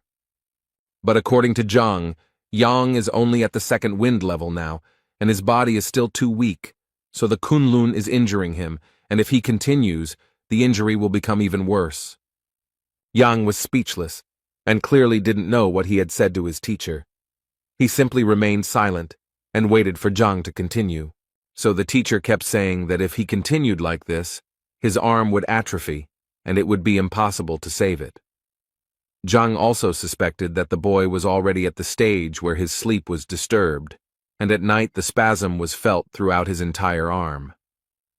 Jan realized that he was in trouble, so without thinking twice, he knelt down in front of his teacher and began to ask him for help. Zhang went down to him, and the first thing he did was ask him not to worry so much, because in fact, the solution to the problem was quite simple. He just needed to stop using Kunlun and focus on his rank for now, and Zhang would definitely find a solution to this problem. There was so much hope in Zhang's eyes, and in his head he was thinking about how wrong he was, but now he understands how lucky he is, because his new teacher is the best. The other boys waited impatiently for Yang to leave Zhang's room, and finally he came out, and they waited for him to decide that the guy would leave this teacher. But Yan, upon hearing these words, immediately pounced on the big guy to tell him that he really didn't understand what he was talking about. He then added that if he had been destined to learn from this man, that was exactly what he would have done, and now that he was here, he saw no point in retreating. The boys' faces were far from normal. They did not even try to hide their surprise. Next in line was Zhao, who couldn't believe Zhang's words when he said she had a yin body. The man also added that she was far from being ill, but simply had a body that most women in the world dream of. He told her that her body had a lot of yin energy, and with the right training, her progress would be much faster. The only thing Zhang regretted was that no one had noticed this before, and she had been practicing white jade kung fu all this time, and considering that she was adding yin energy to her own, this could only mean one thing: she was on a direct path to illness. He believed that the only way to get rid of the pain was to change his training method to one that suited it better. Zhao began to worry, because she didn't know any other teaching methods except her own. Zhang reassured her, saying that there was really no problem with it. Tomorrow he would go to the library and try to find something for her. Next in line was a big guy who came out of the office just as pleased and grateful to Zhang for his help. He never thought that he would have to kneel before Zhang for helping him so much. Zhang understands his emotions because he gave him the adjusted Hongting 9 Paths method, although he still felt that the big guy was getting too close to him. As for Zhang Yang, his strength increased greatly after his advice, and the boy was finally able to reveal his talent, after which he went out to the guys to tell them that he had analyzed almost all of their individual recommendations, but assured them that this was only the beginning, because they clearly would not be able to achieve success with simple words. Suddenly his monologue was interrupted when someone knocked down the classroom door. Brother Wang Yin said that Zhang was deceiving the students for his own benefit, but he would not tolerate him dragging his sister into it. This guy's name was Wang Tao, and he said that he wanted Zhang to stop being Wang Yin and Zhao Yao's teacher and let them go immediately.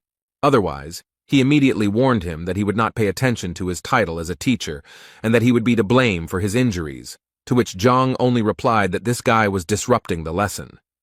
Wang Tao smiled because he didn't understand what Zhang could teach his students since his skills were laughable, and he didn't forget to add that Zhang was lucky that he was well-mannered and called him a teacher, but this would continue if Zhang continued to fool around.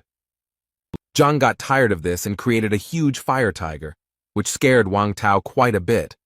He immediately noticed that this aura was the same as that of an elder.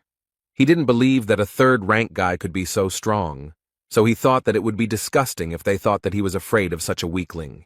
So without thinking twice, he decided to attack Zhang and punish him for all the words and actions he had committed. But no matter how much force Wang Tao used, Zhang was still able to easily stop the guy's attack with just 2 fingers.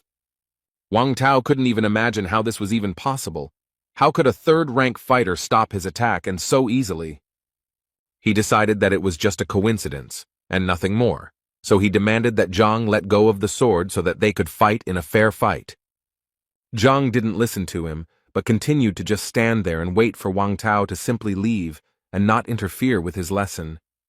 At that moment, the guy's head was spinning with only thoughts about how this was simply impossible, because the last time they tested Zhang's strength, it was at the level of the 3rd rank. Moreover, the guy believed that even if he had strengthened, he should now only be at the 1st stage of the 4th rank. But apparently this was not the case, because Zhang was able to throw Wang Tao out of the classroom with just 1 hand.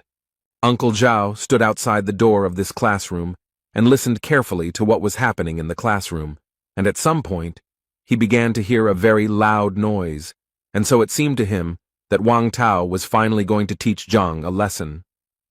And he clearly wanted to see this more than anything else, so he carefully opened the classroom doors. But apparently he did it in vain, because as soon as he opened the doors, he saw the body of a fighter flying towards him. It so happened that they landed on the ground together and together received the gift from Zhang. After he had sorted out his fans, to put it mildly, he decided it was time for them to continue their activities. The boys apparently still couldn't come to their senses after what they had seen. It seemed to them that it was a 4th-rank supreme power. Brother Wang Yin was defeated so easily, even though he is a famous fighter. How could a teacher from the bottom of the rankings do this? They all came to the conclusion that teacher Zhang had simply been hiding his strength all this time. Uncle Zhao Yao, after such a not-so-soft landing, would like to ask Mr. Wang Tao what happened and why he was unable to teach Zhang a lesson. Wang Tao couldn't think of anything better to say than that he had just used a new technique and was just lucky because he hadn't fully mastered it yet. So today, he said, luck was on Zhang's side. His interlocutor thought that something was clearly wrong here, and even with the new technique, Wang Tao should have won. The guy also decided to add that the university had a strict rule not to interrupt classes, so he decided to wait a little. The man agreed with him, and added that since they had some free time, he wanted to ask Wang Tao something, and the guy didn't mind talking, but he mentally asked that the topic of their conversation not concern Zhang. And his question was that he wanted to know if there was a teacher named B in this academy, and if she had any admirers. Wang Tao was the first to notice that the name had the word B in it, so he immediately assumed that it was Shen Biju, who was the local ideal of beauty, and therefore had many admirers, the most obvious of which was Shang Bing. But he also did not forget to mention that Zhang was also chasing after her. Hearing this, the man thought that now all he had to do was find out whether they really had a conflict back then. Shang Bing sat in his office and listened to Qiao's stories, who told him that Zhang had deceived his disciple, and so he decided to turn to the grandson of the academy elder. Shang Bing slammed his palm on the table and immediately told him to forget about it, because he was going to solve this problem himself. In his words, he had always wanted to teach this Zhang a lesson, but deep down he knew that if he attacked him there, it would lower him in the eyes of the precious Shen Biju. But now he had a good reason. And now he is ready to do everything for this. And as an assistant, he decided to take Qiao with him because he was going to make a cripple out of him.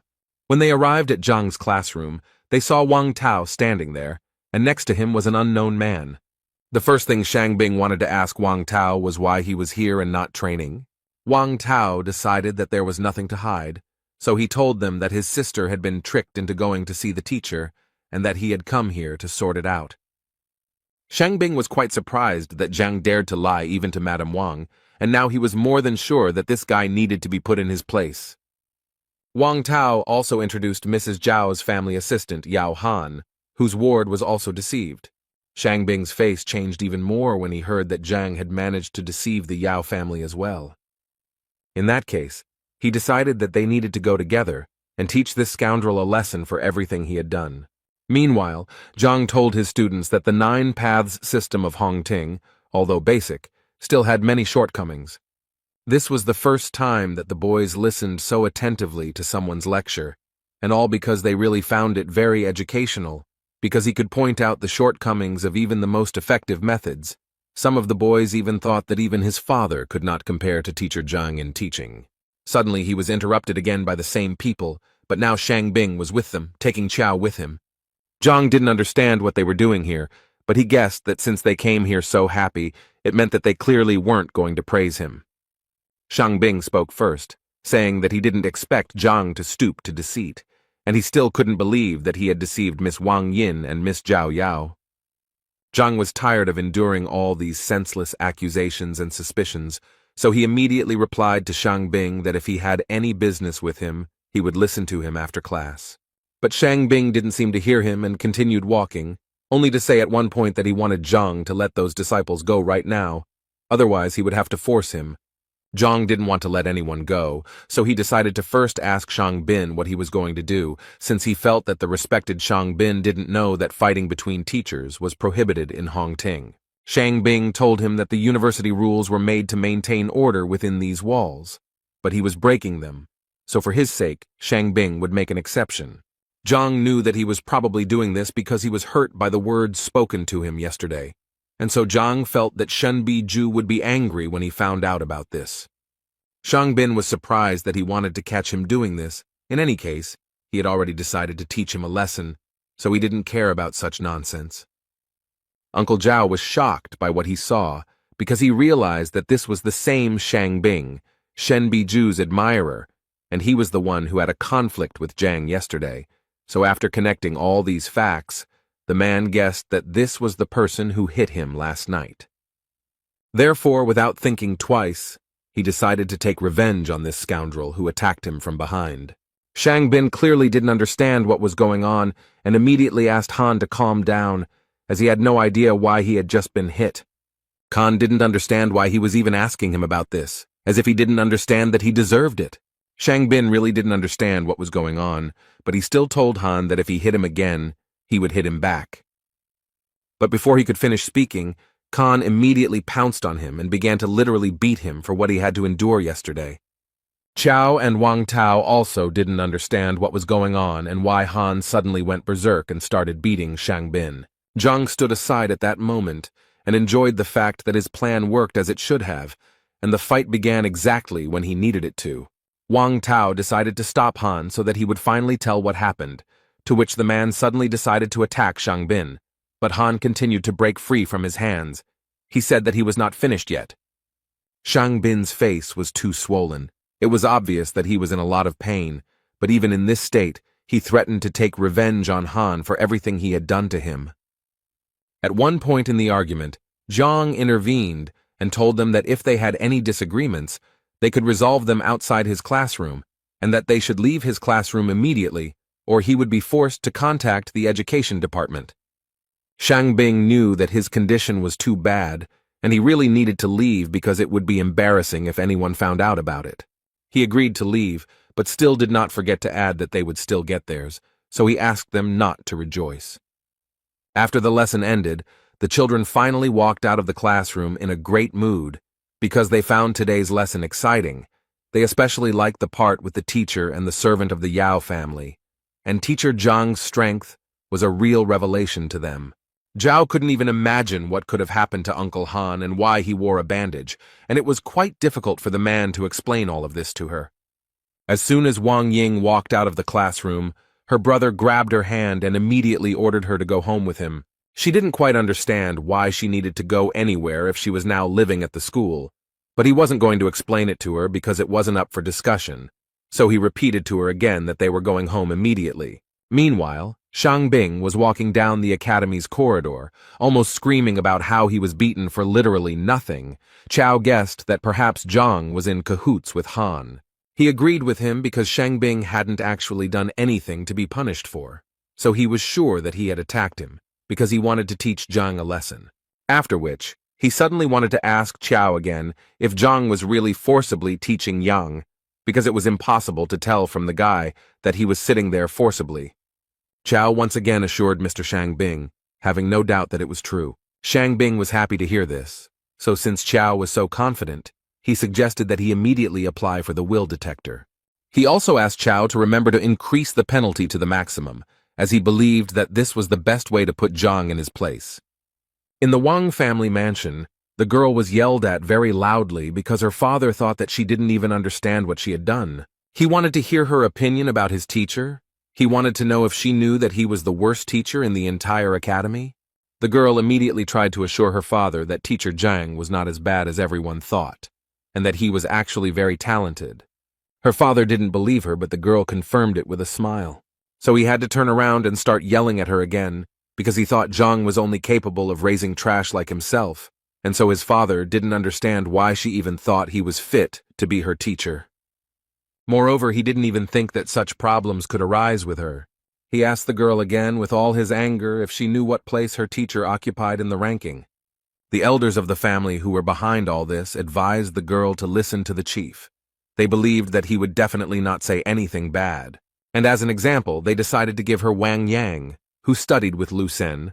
According to them, the guy's strength increased by 40% in just one lesson.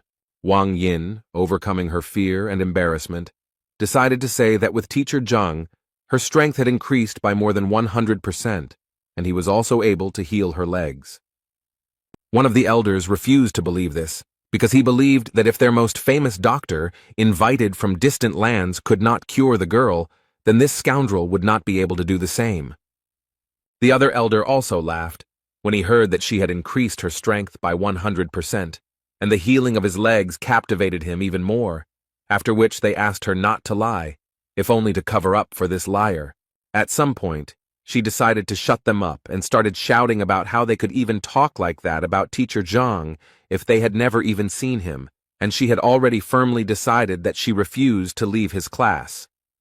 But this made the old men laugh even more. They assumed that the girl had some other reasons for protecting this guy. The girl's father also thought that he was talking complete nonsense and ordered her to leave classes that very day. Otherwise, the doors of this house would be closed to her. Without thinking twice, she left the house, hearing her father shouting after her that if she left, she would never be able to return. But the girl was not going to go anywhere. She approached the column that measures strength and said that if they did not believe her, then she would gladly prove it to them with actions. Having gathered her strength a little, she decided to deliver the first kick. She was able to knock out a full 205 units of strength, which surprised all the elders, because they were sure that yesterday her strength was only 53 units, and what is even more surprising is that her legs work as they should.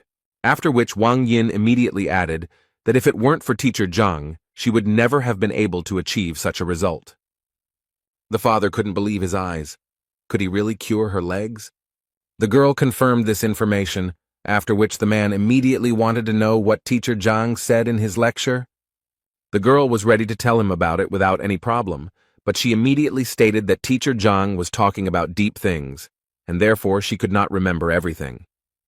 After listening to his daughter, Wang Yin's father simply couldn't understand how he could teach the first rank so subtly. The elders also realized that Zhang had truly delivered a genuine lecture from a master of his craft, and they now clearly looked at studying it in a new way. They even thought about what would have happened if they had heard it at that time. How many heights could they have reached? In any case, her father was so impressed that he ordered his daughter not to leave this teacher under any circumstances. Moreover, he asked the girl to ask Zhang if he could accept other fighters, and if the man himself could attend some of his lectures. The elders immediately reminded the man that he was the head of the clan, and he could not simply become a disciple of such a person, because then their family might think something wrong. Father realized that they were actually right, and it was clearly not the best idea for him. But the elders themselves were not against attending a few lectures of this teacher, so they politely asked Wang Yin to ask permission. Meanwhile, Zhang decided to visit the library again, as he believed that although his skills had improved greatly, he still knew little about martial arts, and so he decided that he needed to study now. Otherwise, he would not be able to properly teach his students. He came to Reverend Mo again and said that this time he wanted to look at the martial arts materials, but the elder told him that today was not the best time for that. Before Zhang could ask what was going on, he was suddenly interrupted by Shen, who had also come to the library to borrow some books, and the elder happily let her in. After which Zhang turned to Venerable Mo again to say that it was unfair, since he and Teacher Shen had the same goal, to read the book, and he did not understand why he was not allowed, but she was allowed. The thing is that the elder believed that Shen was really looking for knowledge, but he came here for an unknown reason. Zhang had to start proving that he also came here for knowledge. Shen, at that moment, did not understand why Zhang did not talk to her. Did he really stop liking her? In any case, she decided to support Zhang and told Venerable Mo that she was confident that Teacher Zhang had no evil intentions, and so she suggested that he also let him in, especially since, as a teacher, he had every right to do so. The elder decided that since Shen insisted on it, he would let Zhang into the library, but he immediately warned him that if he saw Zhang breaking the rules again, he himself would be to blame and would also bear responsibility. Zhang was glad to hear this and then decided to thank Shen for his help. Then he simply entered the library without talking to Shen. This confused the girl, as she thought that Zhang would take the opportunity to talk to her.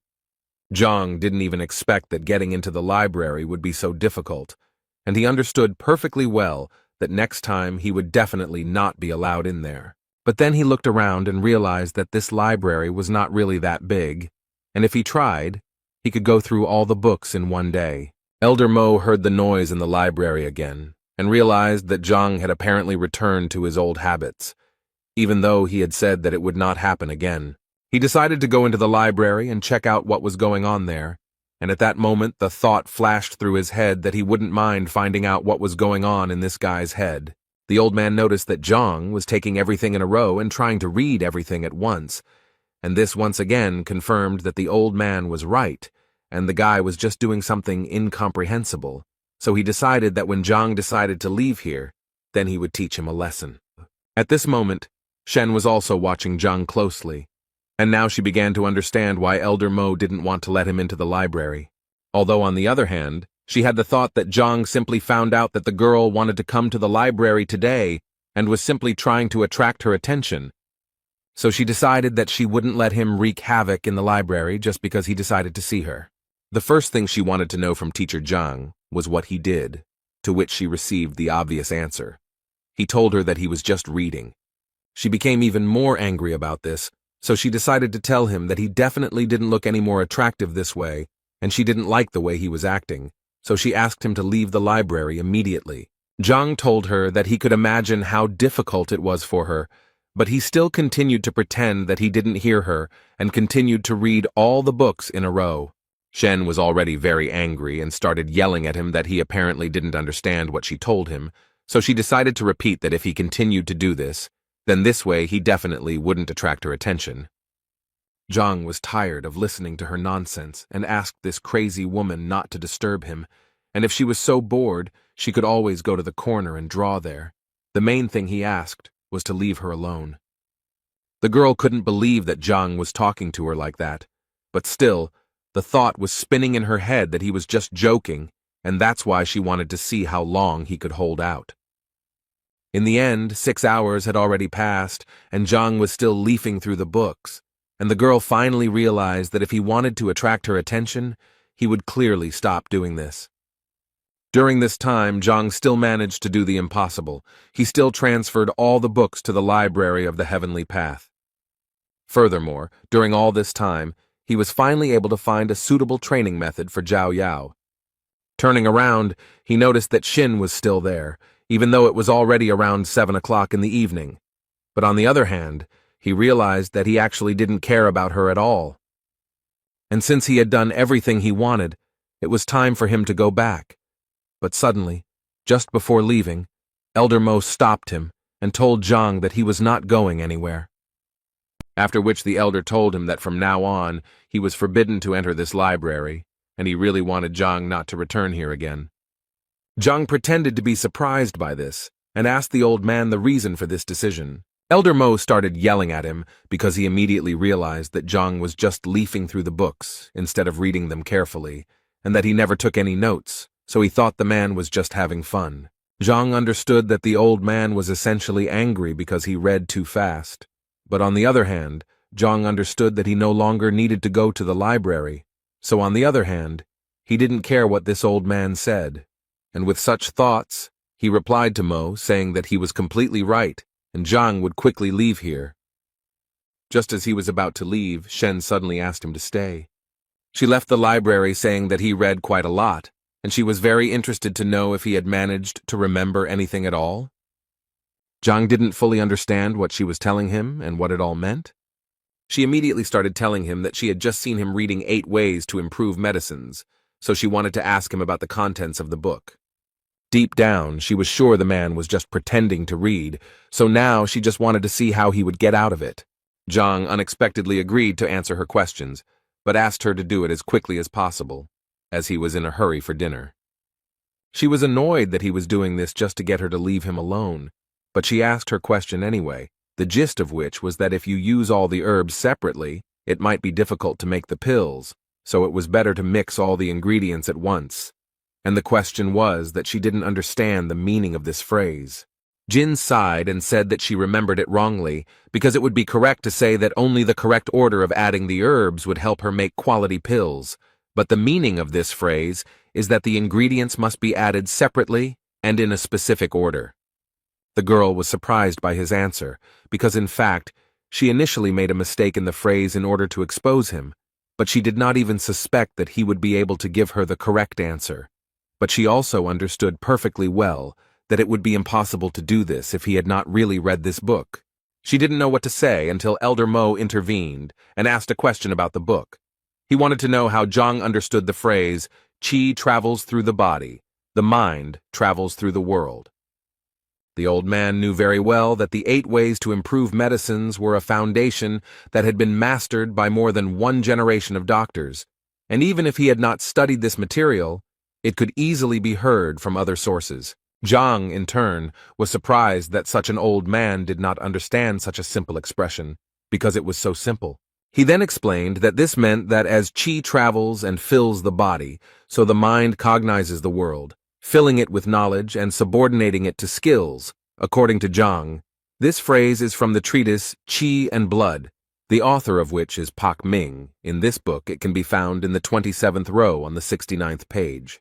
Elder Mo's surprise was obvious. The whole thing was that one elder asked him about this, but he couldn't answer. And even later, that old man couldn't find an explanation in the library, so he just couldn't understand how this guy got to this point.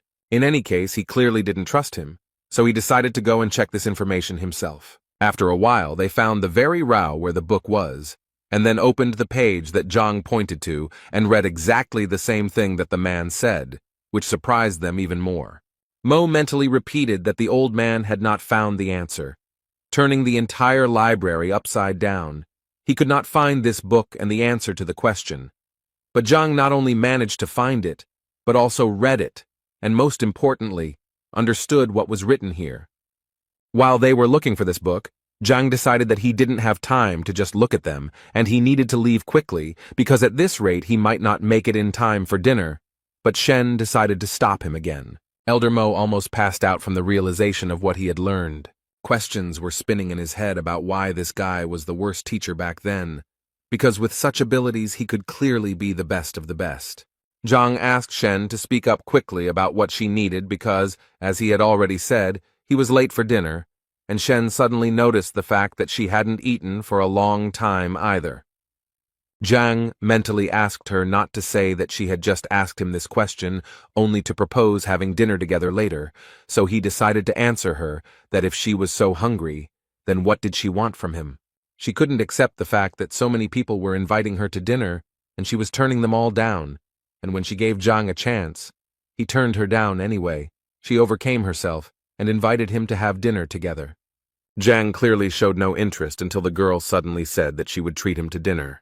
He was always happy when he was treated, so he immediately agreed, but immediately warned her that he ate a lot.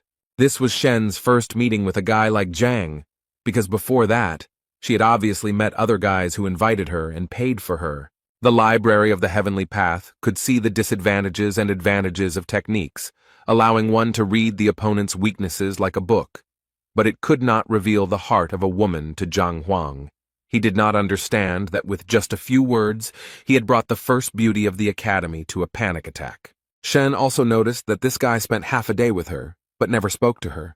And when she turned to him to ask something, she noticed some kind of aura appear around him. After some time, she realized that this was the second rank of the power of the mind, which was called the calmness of the waters. Martial arts masters develop not only the body, but also the mind.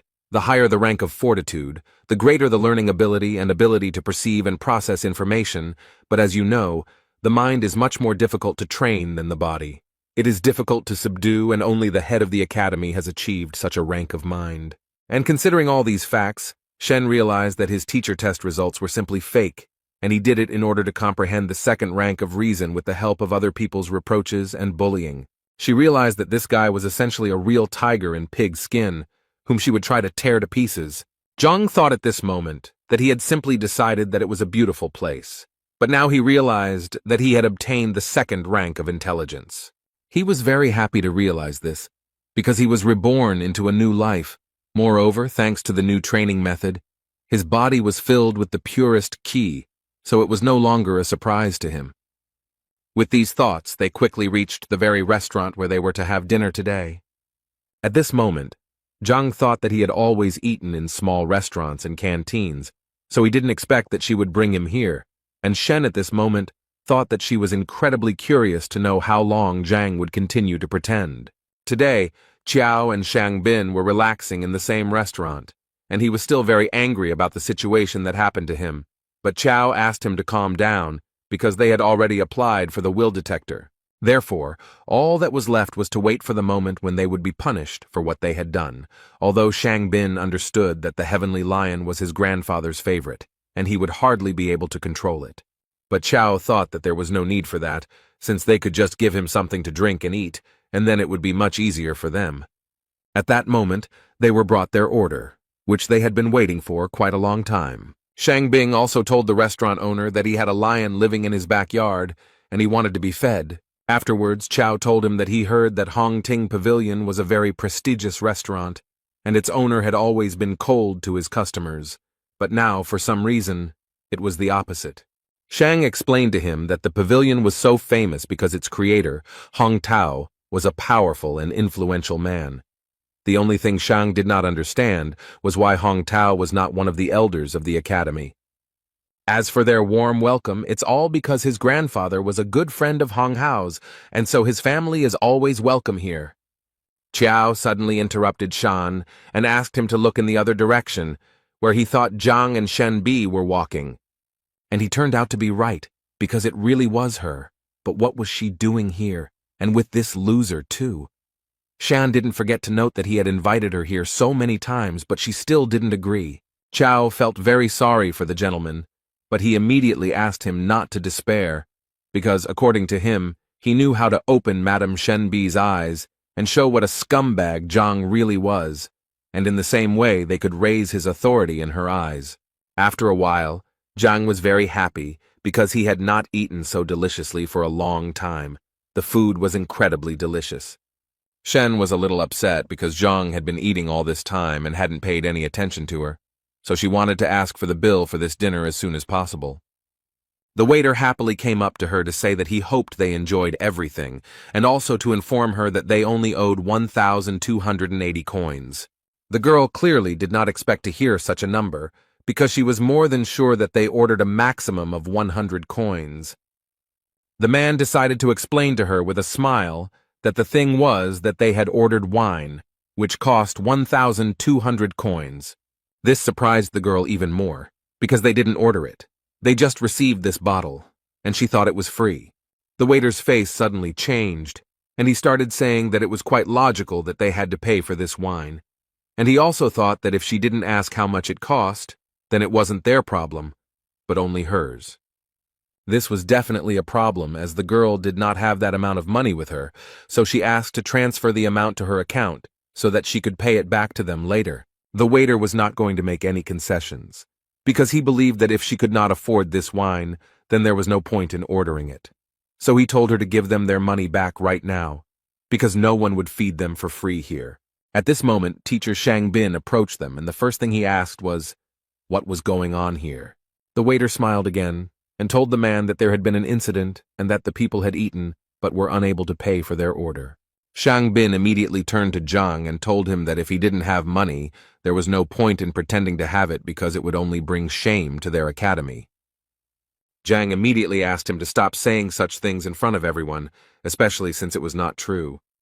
But Xin Bin was clearly not deterred, and continued to say that he never thought that Zhang could stoop to such a level as to pretend to be such a generous person. Although at that moment he thought that it was he who asked to serve Zhang an overly expensive drink that he could not pay for when he looked like a nobody. Then he, Shang, should have come and saved the beautiful Shen. This way, he will do everything in one go, punish Zhang, and finally get Shen. But apparently, he hadn't thought his plan through to the end, because Shen made it clear that she didn't like anything Shang Bin was doing now. He thought she had taken it personally, so he decided to explain again that he had said all this about teacher Zhang, and that he specifically didn't have any money, but he still treated her like that, and it was somehow embarrassing.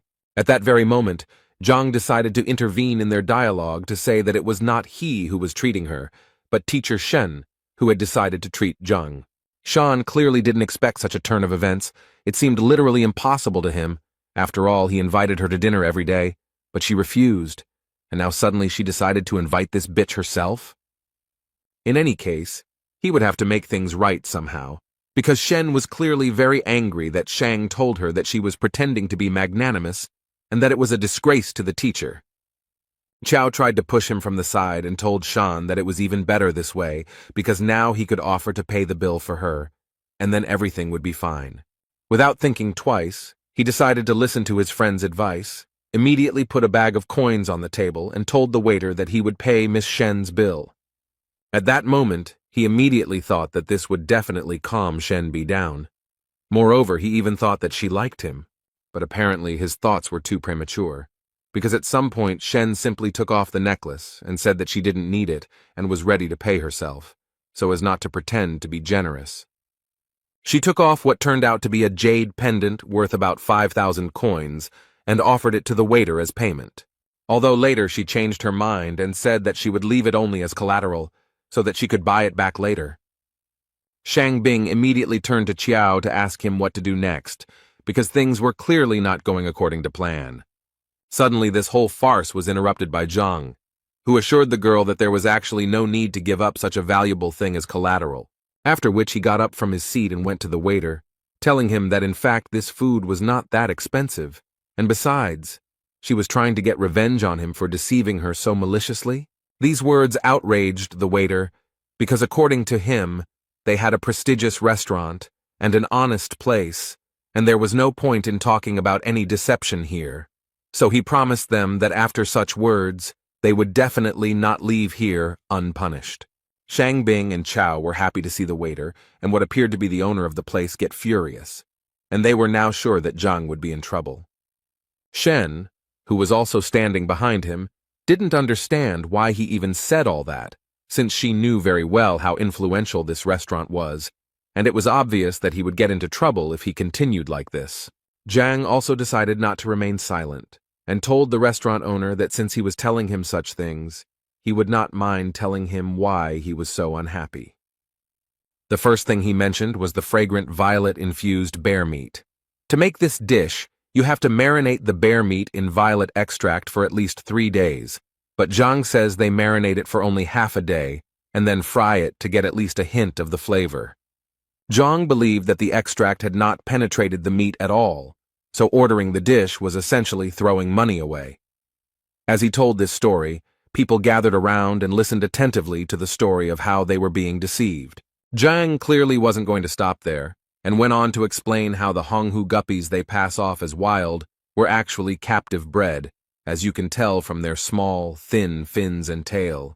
The waiter became more and more angry with every word, but his anger was connected with the fact that Zhang was actually right, and he really did substitute all these products behind the back of his superiors.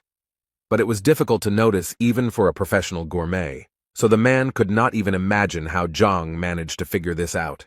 He decided to deny all of this, and so the first thing he did was start yelling at Zhang that he was talking complete nonsense, and everything he was saying was just a coincidence, and if he was going to accuse him of this, he was going to demand solid evidence.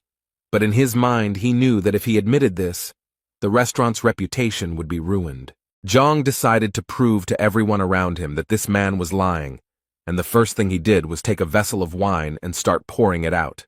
Then he took out a fire and said that since this wine was so expensive, they could easily test it. He set fire to the liquid he had just poured out and said that he would be very sorry to pay so much money for such a poor quality fake.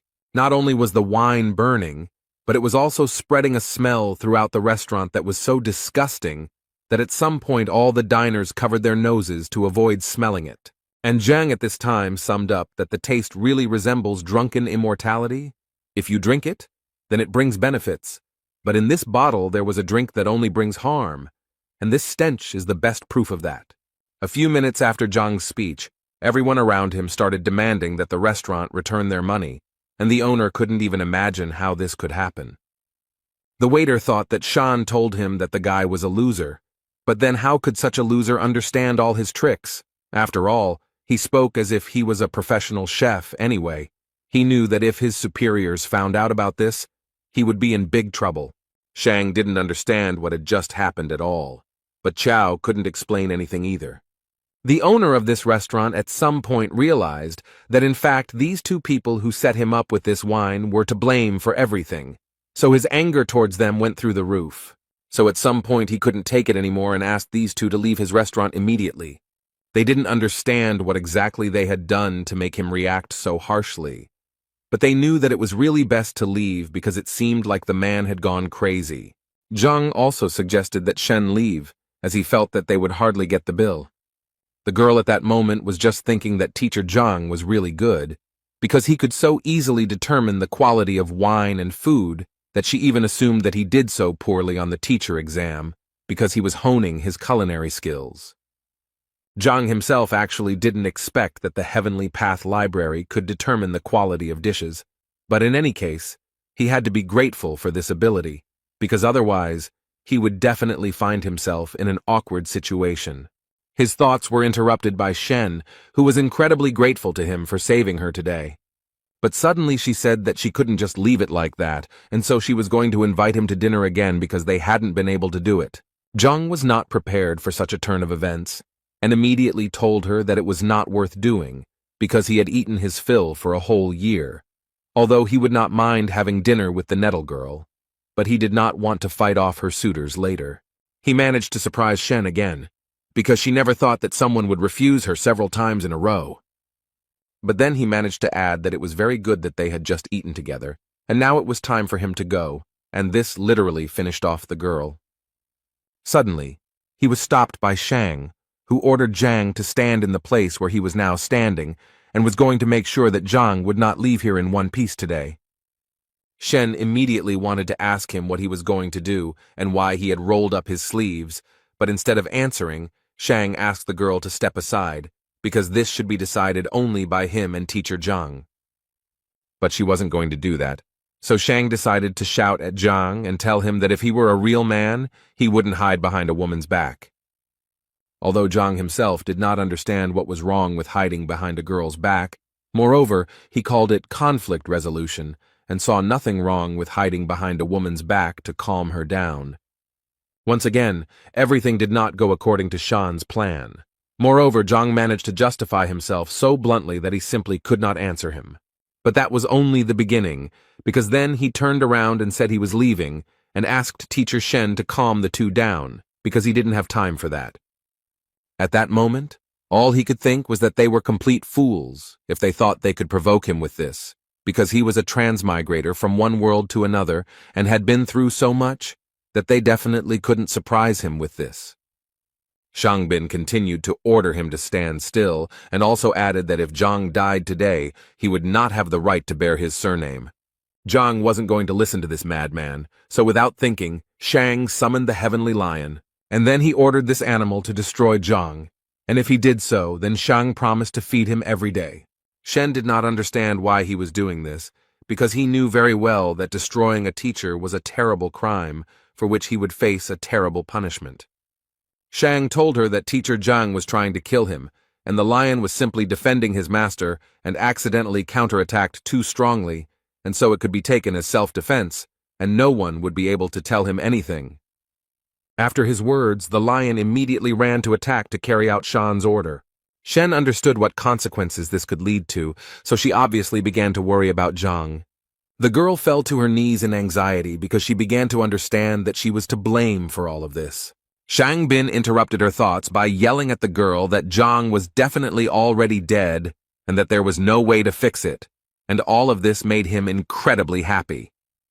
But suddenly his euphoria was interrupted by Qiao, who noticed that something was clearly wrong here, and it was probably too early to rejoice.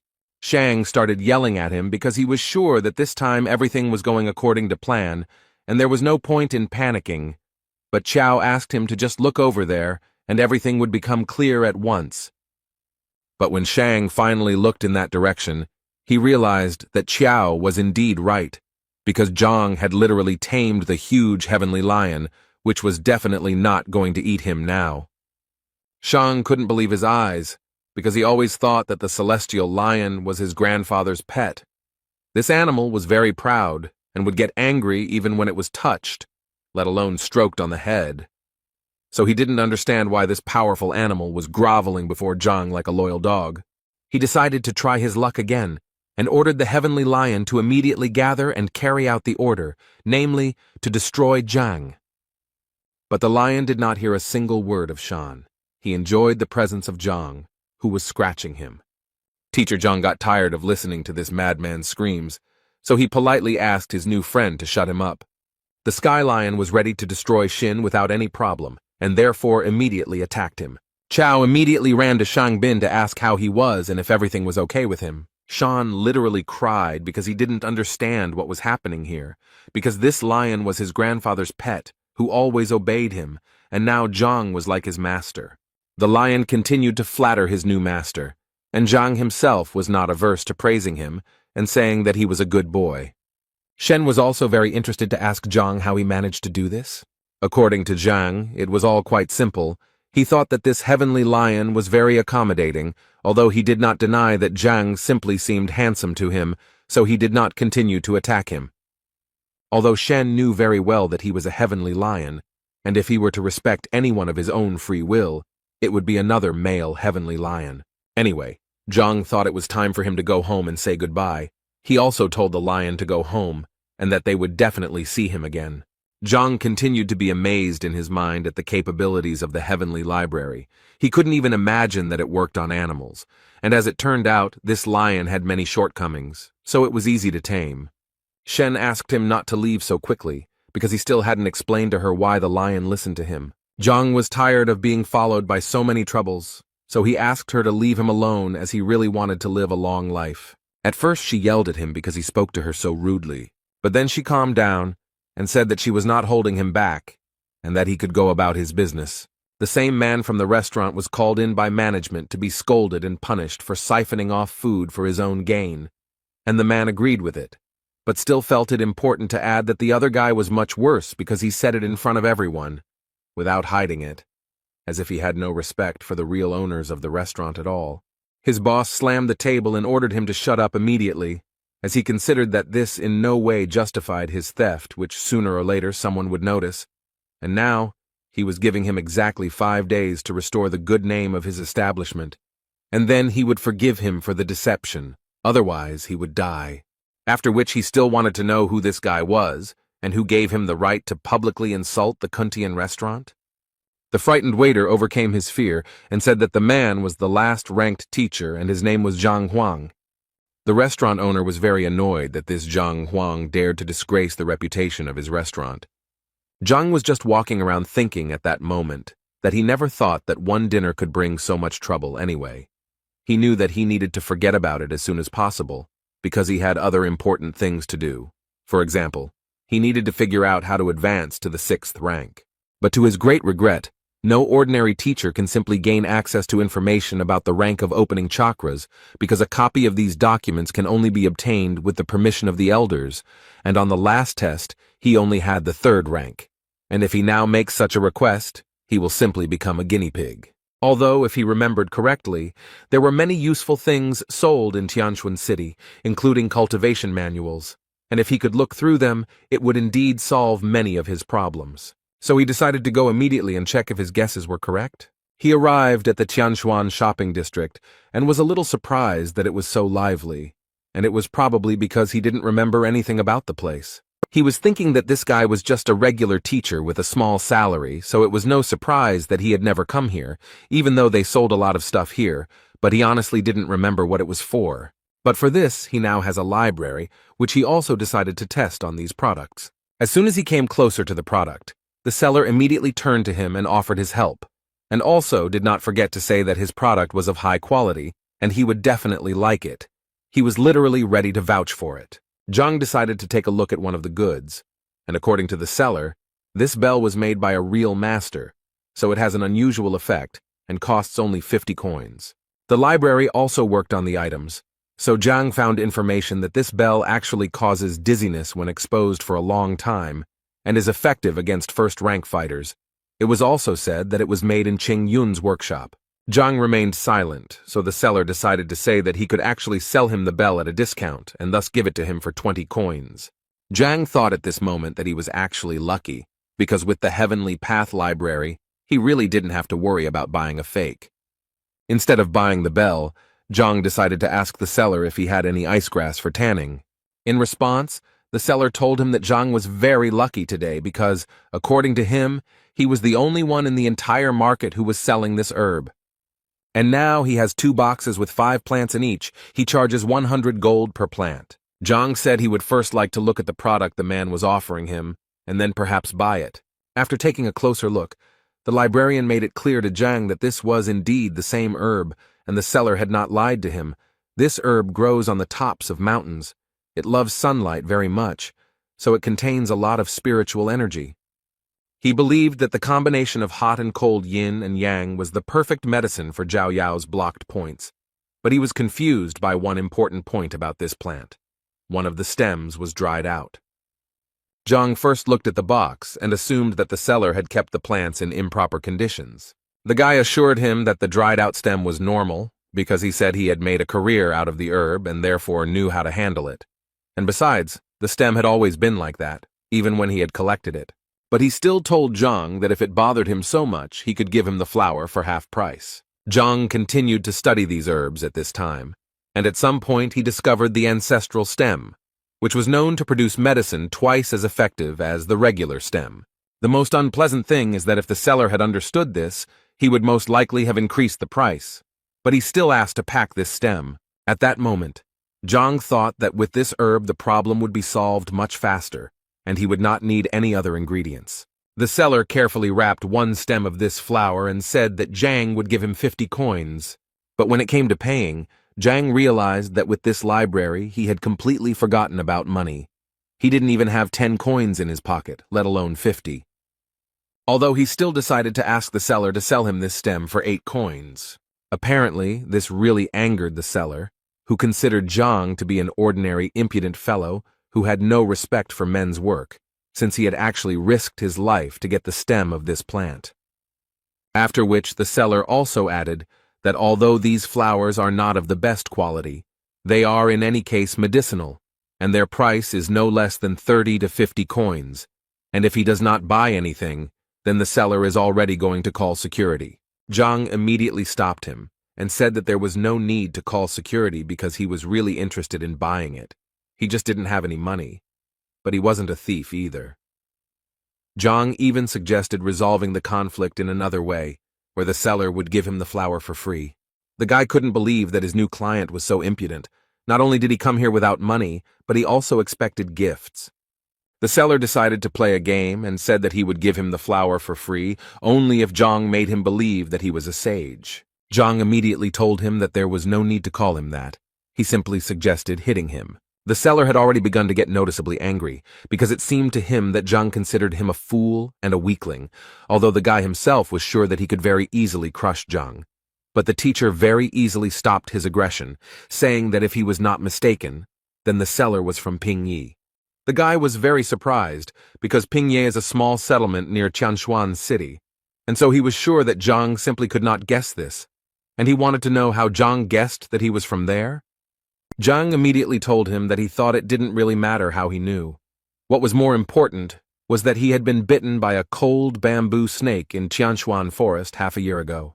The guy eventually managed to survive, but due to the bite he was almost completely disfigured, and in addition to this, unfortunately, he became impotent. The salesman turned noticeably pale because 6 months ago in Tianshuan forest, he had indeed been bitten by a cold bamboo snake. But the guy couldn't even imagine how Zhang could have known about it if he had only told that girl from the brothel about it. Zhang looked at the guy with a smile, and at some point finally decided to say that if he lied, he would just turn around and leave. But then Zhang assured him that he would definitely never be able to feel like a man again, and also he would not have the right to later say that Zhang did not warn him. The salesman immediately perked up and asked Zhang if he really knew how to help him with his problem. Zhang smiled, and the guy started asking him for more help. If he knew the cure, then he literally started begging Zhang to give it to him, and then he could take everything he had on the shelves for free. Finally, the teacher got the desired words, and after that, finally, he added that the poison of the cold bamboo snake, getting into the body, freezes the organs. And this is a fact. Medicines are powerless here. For this reason, people often amputate their limbs. Even the most skilled alchemists can do nothing. But here's what's strange. Despite the chilling properties of this snake's body, its bile has a warming effect, so it's enough to absorb it, and it will completely cleanse the body of foreign cold, and it will be able to become human again. The guy couldn't believe that all he had to do was eat the bile of a bamboo snake. Was it really that simple? Zhang confirmed this information and also decided to say that he saw these snakes in one kiosk, and if he did not believe him, then he could go and buy this snake right now and try it. But the seller thought that he had a better option, as it turned out. He had one of these snakes lying around in a distant drawer. He opened the box, which indeed contained one of these bamboo snakes, and the first thing he had to do was cut it open. And as soon as he managed to get the gall sac out of the snake's body, the guy immediately brought it to his mouth to swallow. Imagine his surprise when he felt that the effect came literally within a few seconds. He immediately knelt down in front of Zhang and began to thank him for this, because he could finally feel like a man again, and as a token of gratitude, he would like to give him all this icy sungrass. Zhang laughed at him and said that as he said, the seller would give him the herb for free. The salesman felt a little ashamed that he had not immediately recognized Zhang as a talented person, when suddenly their conversation was interrupted by the shouts of other people who were very loudly discussing the fact that Master Mo Yang was finally here. They believed that they had the opportunity to receive his invaluable advice, and if they were lucky, they would definitely become his students. Zhang didn't quite understand what was going on, so the shopkeeper explained to him that it seemed that Master Mo Yang had come to the village again. According to the guy, he is simply an excellent appraiser, and as far as Zhang understood, this is a rather specific profession, like a gourmet, and they are valued approximately the same. But whether to follow the appraiser's advice or not is like gambling. You never know until the end whether you will be lucky or not. Betting on treasures is like betting on precious stones in his world. Someone will get a fake, and someone will get a valuable artifact. But with the library of the heavenly path, he doesn't need luck at all. He just needs to touch the object, and he will understand everything immediately. And considering all this, he realized that at the moment, this is the best way to get rich. So Zhang decided not to stand still for long and take action. He asked the guy to pick up the grass later, after which he said goodbye to him. When he arrived at the scene, the first thing he saw was how people were literally going crazy over this Master Mo Yang. Each of them wanted to hear his advice. This master replied to all these people that he would leave here tonight, but he still wanted to thank them for the hospitality they had shown him, and so he was willing to give advice to the 5 people. He also assured them that they also did not need to quarrel, because if they were destined to receive help, then so it would be. Zhang, meanwhile, continued to look at the exhibits displayed in this market, and at some point he reached a table where there was a vase that, although it looked impressive, still assured him that it was just junk. Now he was 100% sure that, as he thought, with one touch he would be able to find out detailed information about everything, and he also immediately realized that the prices here were terribly inflated.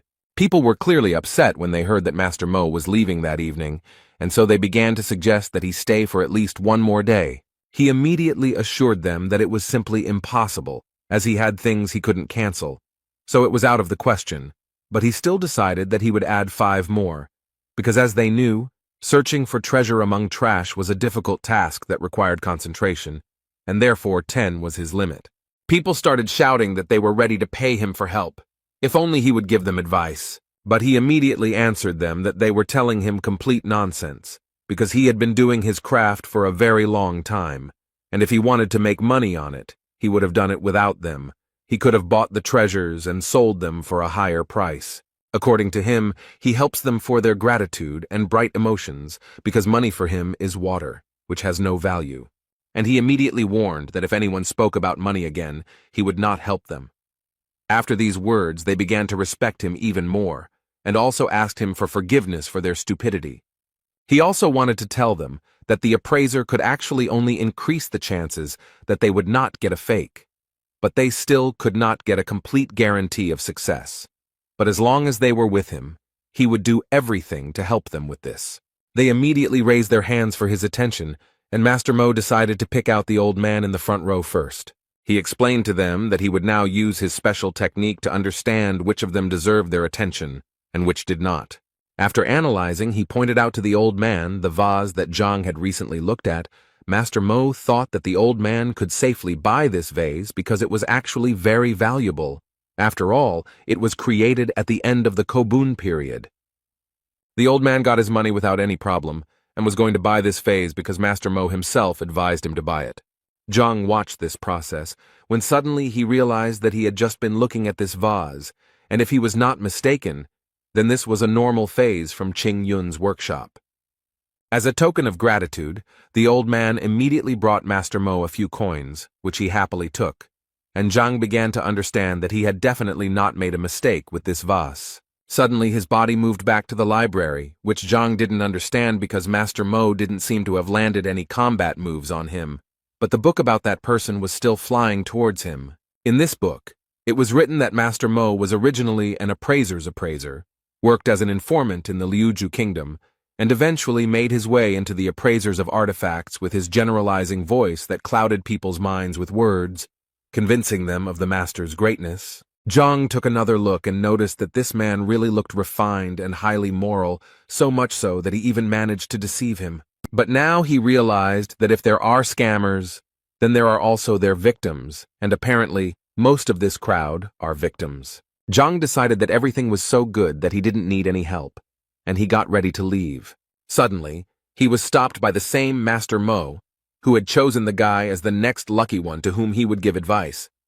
This obviously surprised Zhang. After all, there were a sea of crazy fans of this Master Mo around, so why did he decide to choose Zhang? Zhang decided to immediately answer him that he certainly appreciated his kindness, but he did not need his help, although the old man did not think so, because he saw that the boy did not know what to choose, and he really did not want the boy to become a beggar at such a young age, so he asked the boy to think again. Zhang knew very well that if he listened to this master, he would definitely be left without money, so he assured Master Mo that he definitely did not need his help. But the old man still continued to insist, because he believed that it was not easy for a young man to quickly accumulate capital, and he was now giving him such an opportunity, and his kind heart could not allow him to spend a lot of money on scrap metal or other junk. His fans began to admire him even more after these words.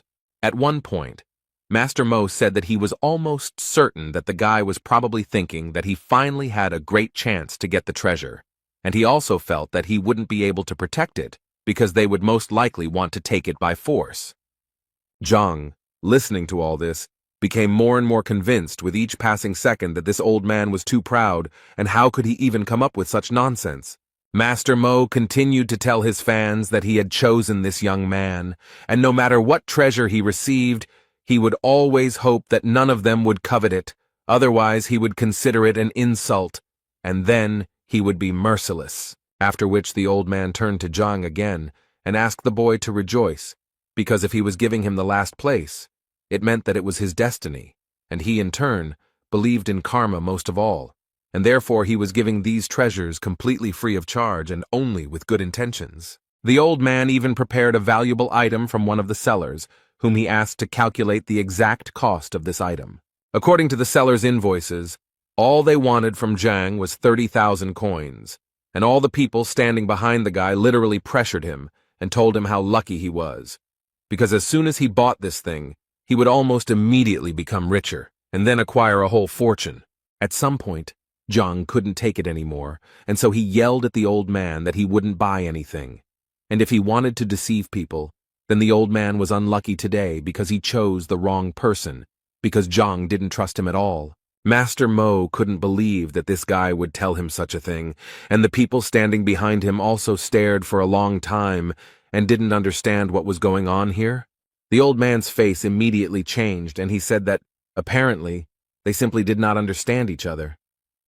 Zhang couldn't hold back any longer, and said outright that the old man was just pretending not to understand what Zhang was telling him, because it was completely obvious to the boy that he was just deceiving ordinary people. But what irritated him most was that the old man acted as if he was better than him. The old man got really angry, called Zhang an impudent man, and told him to shut up. He then added that he had received his qualification 30 years ago and had been helping people all this time. According to him, he had always solved other people's problems honestly, and no one had ever called him a liar before. The common people also began to stand up for the old man and tell Zhang that Master Mo Yang had been helping people honestly, and so they couldn't understand how Zhang could even accuse him of lying. Then the old man said that the guy was incredibly lucky that he turned out to be a kind person, and if the guy now asks for forgiveness, then so be it. He will forget about his offensive words. But Zhang thought they needed to do something a little different, because in fact his words were very easy to verify. You just need to reveal what this scammer just sold to the person, and people will immediately understand everything. The old man pretended to be very surprised, because according to him, the purification of artifacts, which he advised people to do, would take at least half a day. But as he said, he had urgent matters to attend to, and he simply could not wait that long. But from Zhang's face, he could tell that the guy was literally holding back from saying that he was using his busyness as an excuse to leave early because he would be ashamed of his actions. At that moment, Zhang thought that he was quite a professional liar because he had already thought of an escape route in advance and said so. Suddenly, their conversation was interrupted by one person from the crowd who suggested that since this guy claimed that the master was a fraud, then he himself apparently had knowledge of this craft, and if this was really the case, then he had better demonstrate it. The old man smiled and agreed with the gentleman, because if the guy was so confident in his words, then he probably did a lot of evaluation research himself, since he dared to insult him. Master Mo Yan decided that he would give this guy a chance, but for this, Zhang needed to choose one artifact, and if it was of value, then it would be possible to continue the dialogue with him. Zhang agreed to this condition without hesitation, as he understood that with the library of the heavenly path, he would be able to easily name a truly valuable thing. But before that, he decided to ask the seller if he would be able to pay for the artifact after polishing, when its true price would become clear. The seller immediately refused him because, according to him, it was necessary to pay in advance. This rule was introduced to prevent liars who refused to pay if the cost of the goods did not cover its original cost. But suddenly this salesman was interrupted by Master Mo, who asked him that this guy pay in a way that was more convenient for him, and if this young man won, then he would pay for him, and if not, then he would just apologize, as he said. Zhang was more than satisfied with these conditions, so he waved to the teacher and said that he would definitely not refuse help, and thanked the old man in advance. Master Mo thought that he had never seen such rude people. After this, Zhang began to look at the items, and the first thing he did was approach the item he had already looked at, and if it weren't for the lack of money, he would have bought it. But since the old man was paying, he saw no point in refusing. Without any doubt, he took the stone in his hands, threw it into the hands of the seller, and said that he had chosen exactly this thing. After which he immediately asked to be cleared here, in front of all the people, so that no one could accuse him of lying. The salesman stood there in a stupor for a while, not knowing what to do next, until old man Mo asked him to clean the goods, as he was sure that Zhang knew nothing about them, and had obviously chosen the goods at random. The man who was cleaning that stone thought at that moment that he really wanted to look at that guy's face when they were cleaning that stone and found nothing there. And in his head he had thoughts that he gave him small stones because they were ordinary roadside stones. But apparently he was very wrong, because when he cleared away what he thought was an ordinary roadside stone, he discovered a ling-long stone. It was the main material for making ghost armor, and each of them was worth a fortune, since it was extremely rare. They began to discuss among themselves that this stone was so large and apparently without impurities, which meant that it could be worth about 100,000 coins, which could not help but please Zhang. The old man, without thinking twice, began to make excuses and say that the guy was just lucky, and that in any case it didn't mean anything, after which he turned around and said that he urgently needed to leave, as he had important things to do. But Zhang noted that in their case, there was no need to rush, and besides, he had one more question for the old man. He drew people's attention to the old man who bought the vase for 80,000 coins, and Zhang did this in order to tell the man the truth, that this vase was made in Qingyun, and therefore it was an ordinary decorative vase, which, on top of everything else, was cracked. And considering all this, Zhang was almost certain that in a few days it would fall to pieces, which was hard for this man to believe, since he believed to the end that it was an expensive vase because Master Mo Yang advised him to buy it. Zhang didn't want to argue with the man and just told him that if he didn't believe him, it was very easy to check by simply pressing on the thinnest part of the vase. The teacher also added that there was nothing to worry about, because if it was a truly valuable artifact, it would not be damaged, and the trash would immediately break. The man simply pressed lightly on the neck of the bottle, and it immediately fell to the floor. People couldn't believe that this was actually true, and that Master Mo had advised this man to buy trash. Zhang suggested asking this question to Mo Yang himself, who replied that it was a precious vase that would make a poor man rich. But without waiting for an answer from the old man, Zhang himself decided to tell that if he was right, then he and the kiosk seller were in cahoots and were selling their goods with the help of false popularity under the guise of free advice and buying junk for huge amounts of money. And now all that remains is to check with Master Mo, whether he said everything correctly or perhaps he missed something. Two guys from the crowd suddenly started talking about how, come to think of it, they had once heard of a certain swindler named Mo from Liuju. But those who had already bought something on the advice of this scammer began to worry the most, because it finally dawned on them that it was most likely a fake. Old man Mo was still trying to justify himself, and so he told people not to listen to this guy because he was most likely not an experienced appraiser, and he, in turn, only made one mistake. It happens to everyone. But people no longer heard him. They began to break ordinary stones one after another and realized that they had paid about 60,000 for ordinary stones. It was a waste of money and he was cheating them all along. Old man Mo asked them not to worry because he could explain everything, although it might be better if he did it a little later since he had urgent matters to attend to. But no one wanted to believe this swindler that he had any business, and since he did not want to tell them the truth, they decided to extract information from him in a bad way.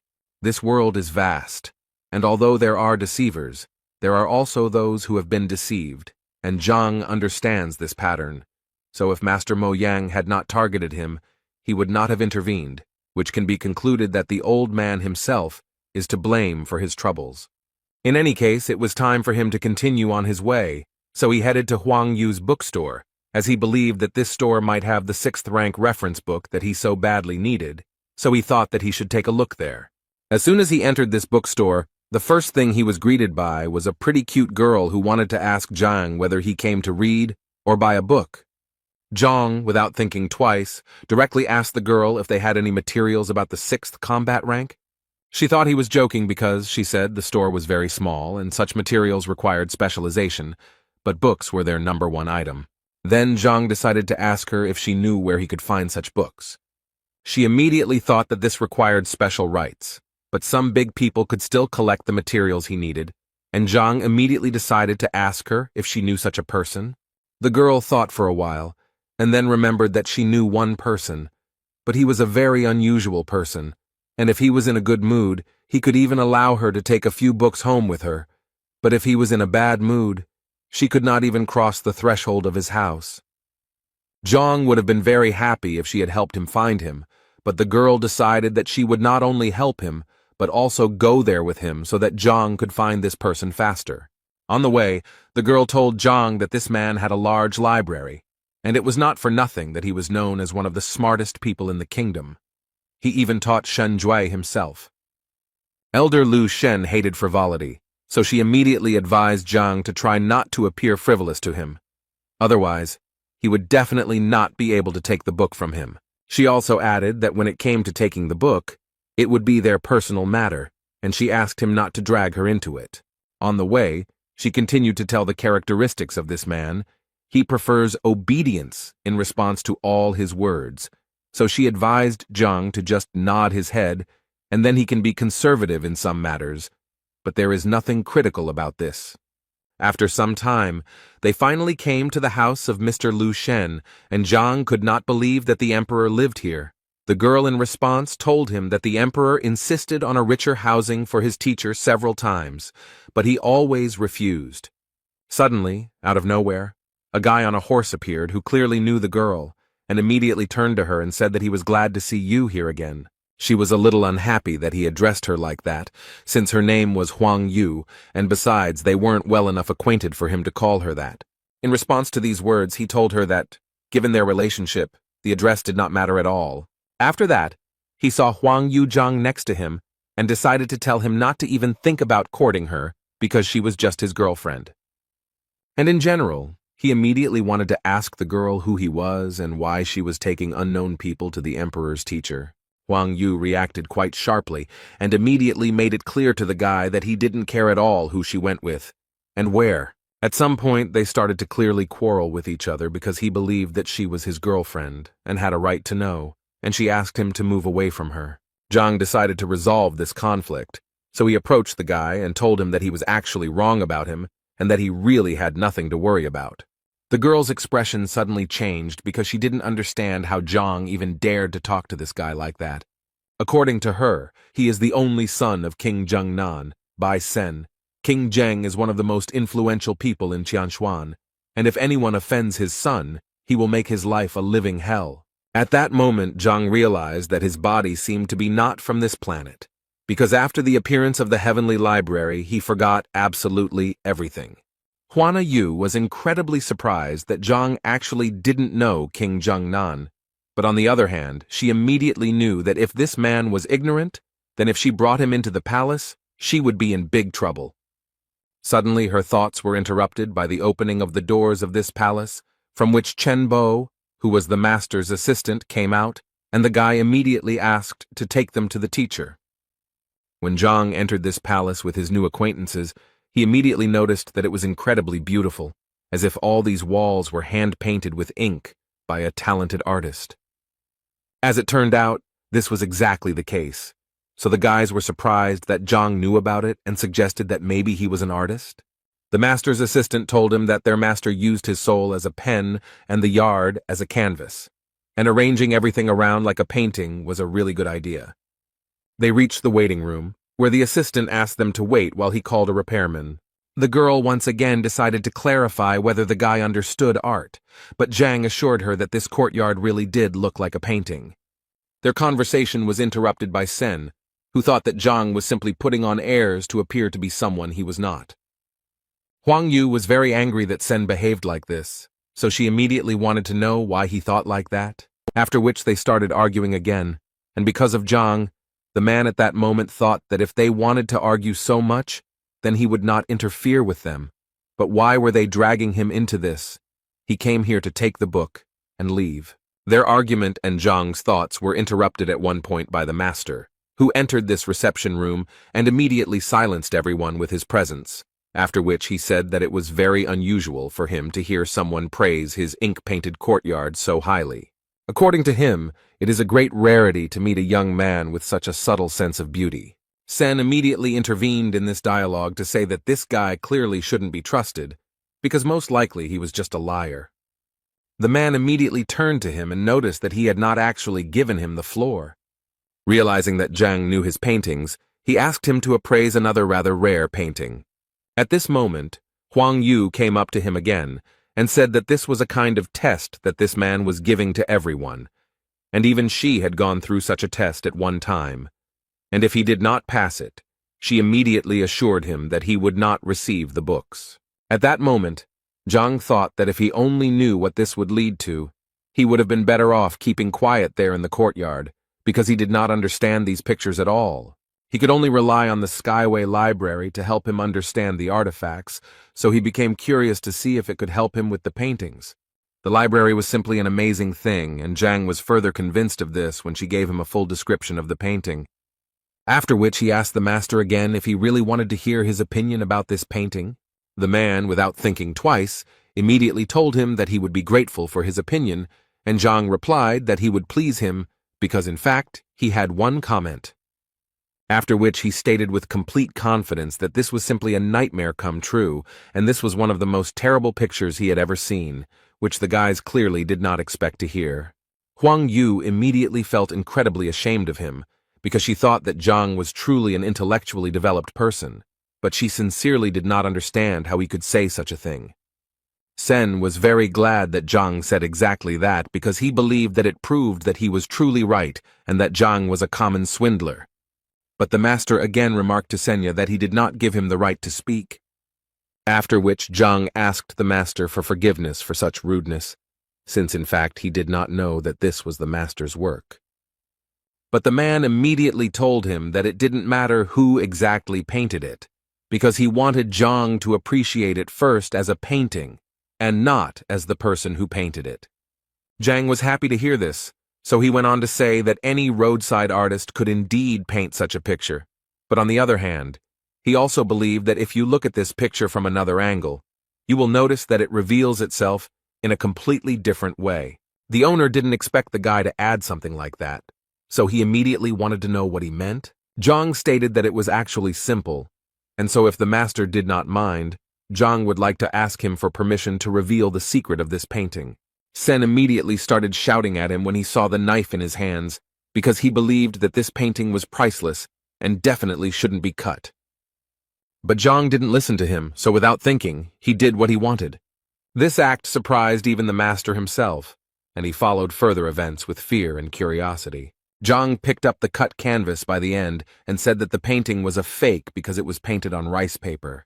The real canvas was hidden in sheepskin and had a much more modest appearance than the fake. Zhang's skill left a huge impression on everyone present, who were stunned by how quickly he managed to understand everything. The master praised Zhang, because not many people know about the technique of painting on sheepskin through rice paper. The master then decided to give Zhang another test and led him to the next canvas, waiting for his evaluation. The painting depicts a predatory giant monster, and Zhang said the painting was skillfully done but lacked precision. Zhang then suggested that the author of the painting had never personally seen the animal he depicted, and that is why the canvas has no great value, despite the skill of the painting.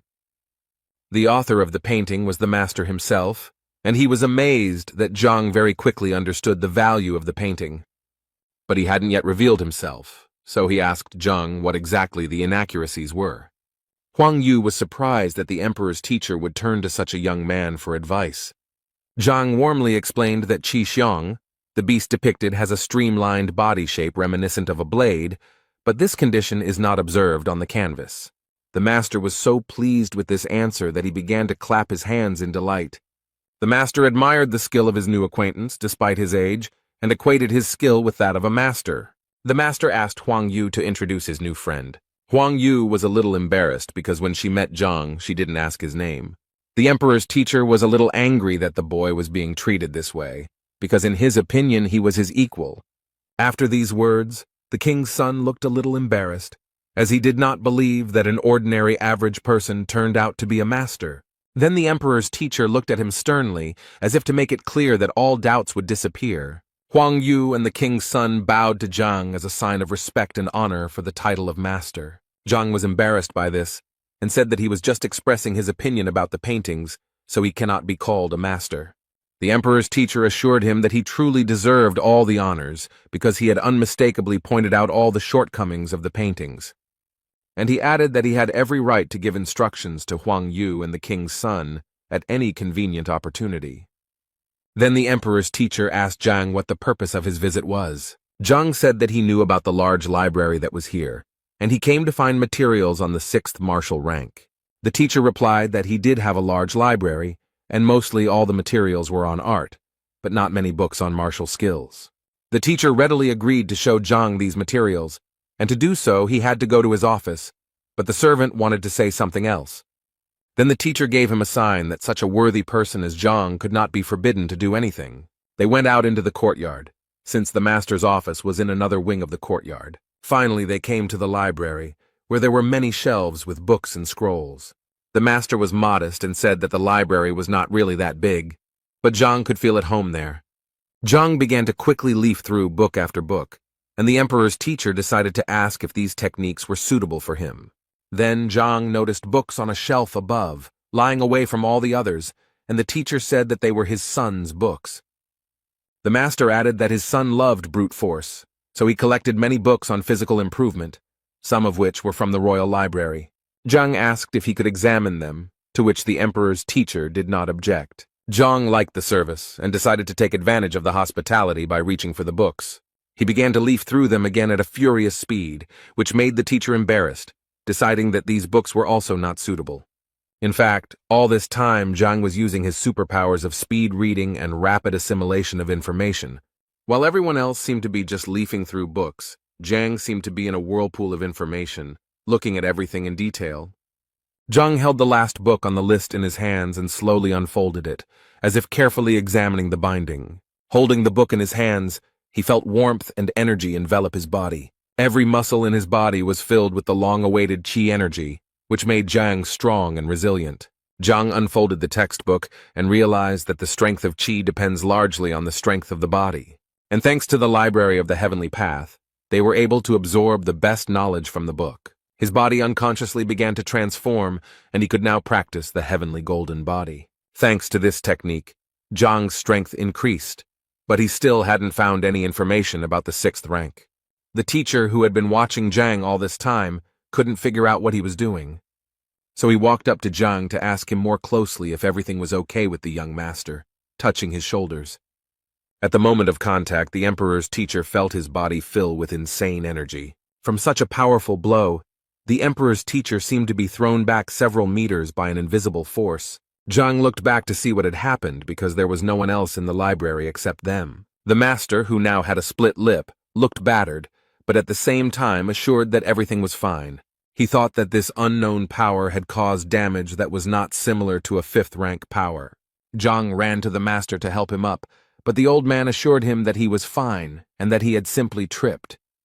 Zhang placed his palm on the master's back to calm the old man, and he felt a surge of strength in his body again. An unknown but powerful energy burst out and shocked the master again. Zhang couldn't understand what was going on, and for a moment he thought the old man was pretending. He then approached the master again to ask if he was okay, but he quickly and sharply replied that Zhang should not touch him. With numerous bruises and sores, the old man stood up and asked Zhang if she had just reached the 6th rank. Scratching his head, Zhang said that he had indeed reached the rank he wanted, but he didn't think it would happen so quickly. The old man, having recovered from the blow, sat and thought that he had come across cases in literature describing rapid rise in rank. But the master found it strange that the young man looked through the books in a matter of seconds and received a new rank. However, the old man suggested that Zhang might have accumulated a lot of knowledge and was only missing a few phrases. Meanwhile, the king's son asked Huang Yu how she knew Zhang, and she replied that they had just met today. The king's son inquired whether Zhang was really in 5th place, to which Huang Yu replied in the affirmative. This information made the boy happy, because he was eager to meet Zhang in a duel to measure his strength. The emperor's teacher entered the living room, grumbling, and his appearance somewhat embarrassed those present. Despite numerous bruises, he repeated the same thing. He was fine, and there was nothing to worry about. The old man asked his servant, Chen Bo, to bring a column to measure the strength. The king's son asked Zhang about his rank to confirm his guess. When Zhang said that his guess was correct, the king's son began to boast of his strength and challenged him to a duel. Hearing this, the emperor's teacher realized that this was the best way to test Zhang's new strength. Huang Yu tried to stop Bai Sen, telling him that he was not at Zhang's level and would be defeated. Then the old man intervened in the dialogue and said that he was not against a duel, if one knew the limits and did not harm each other. Bai Sen smiled and assured the emperor's teacher that the duel would be conducted according to all the rules. So, Zhang and Bai Sen stood in their stance, preparing for a duel that would show the boys' true strength and skill. Bai Sen swung his arm with all his might to hit Zhang, confident that victory would be easy. Zhang swayed back, wanting to test his strength and see how much his power had increased since visiting the emperor's teacher's library. Their fists clashed in a duel, and each of them tried to win the duel. But Zhang felt that Bai Sen's attack was weak and doubted whether his opponent really had a rank 5 peak. Bai Sen was thrown back several meters after the impact, but Zhang remained unharmed. If it weren't for the wall behind Bai Sen, the boy would have flown much further, but it stopped him. Huang Yu and the emperor's teacher opened their eyes wide when they saw Zhang's strength. Zhang was momentarily worried about Bai Sen's condition, so he asked if he was okay.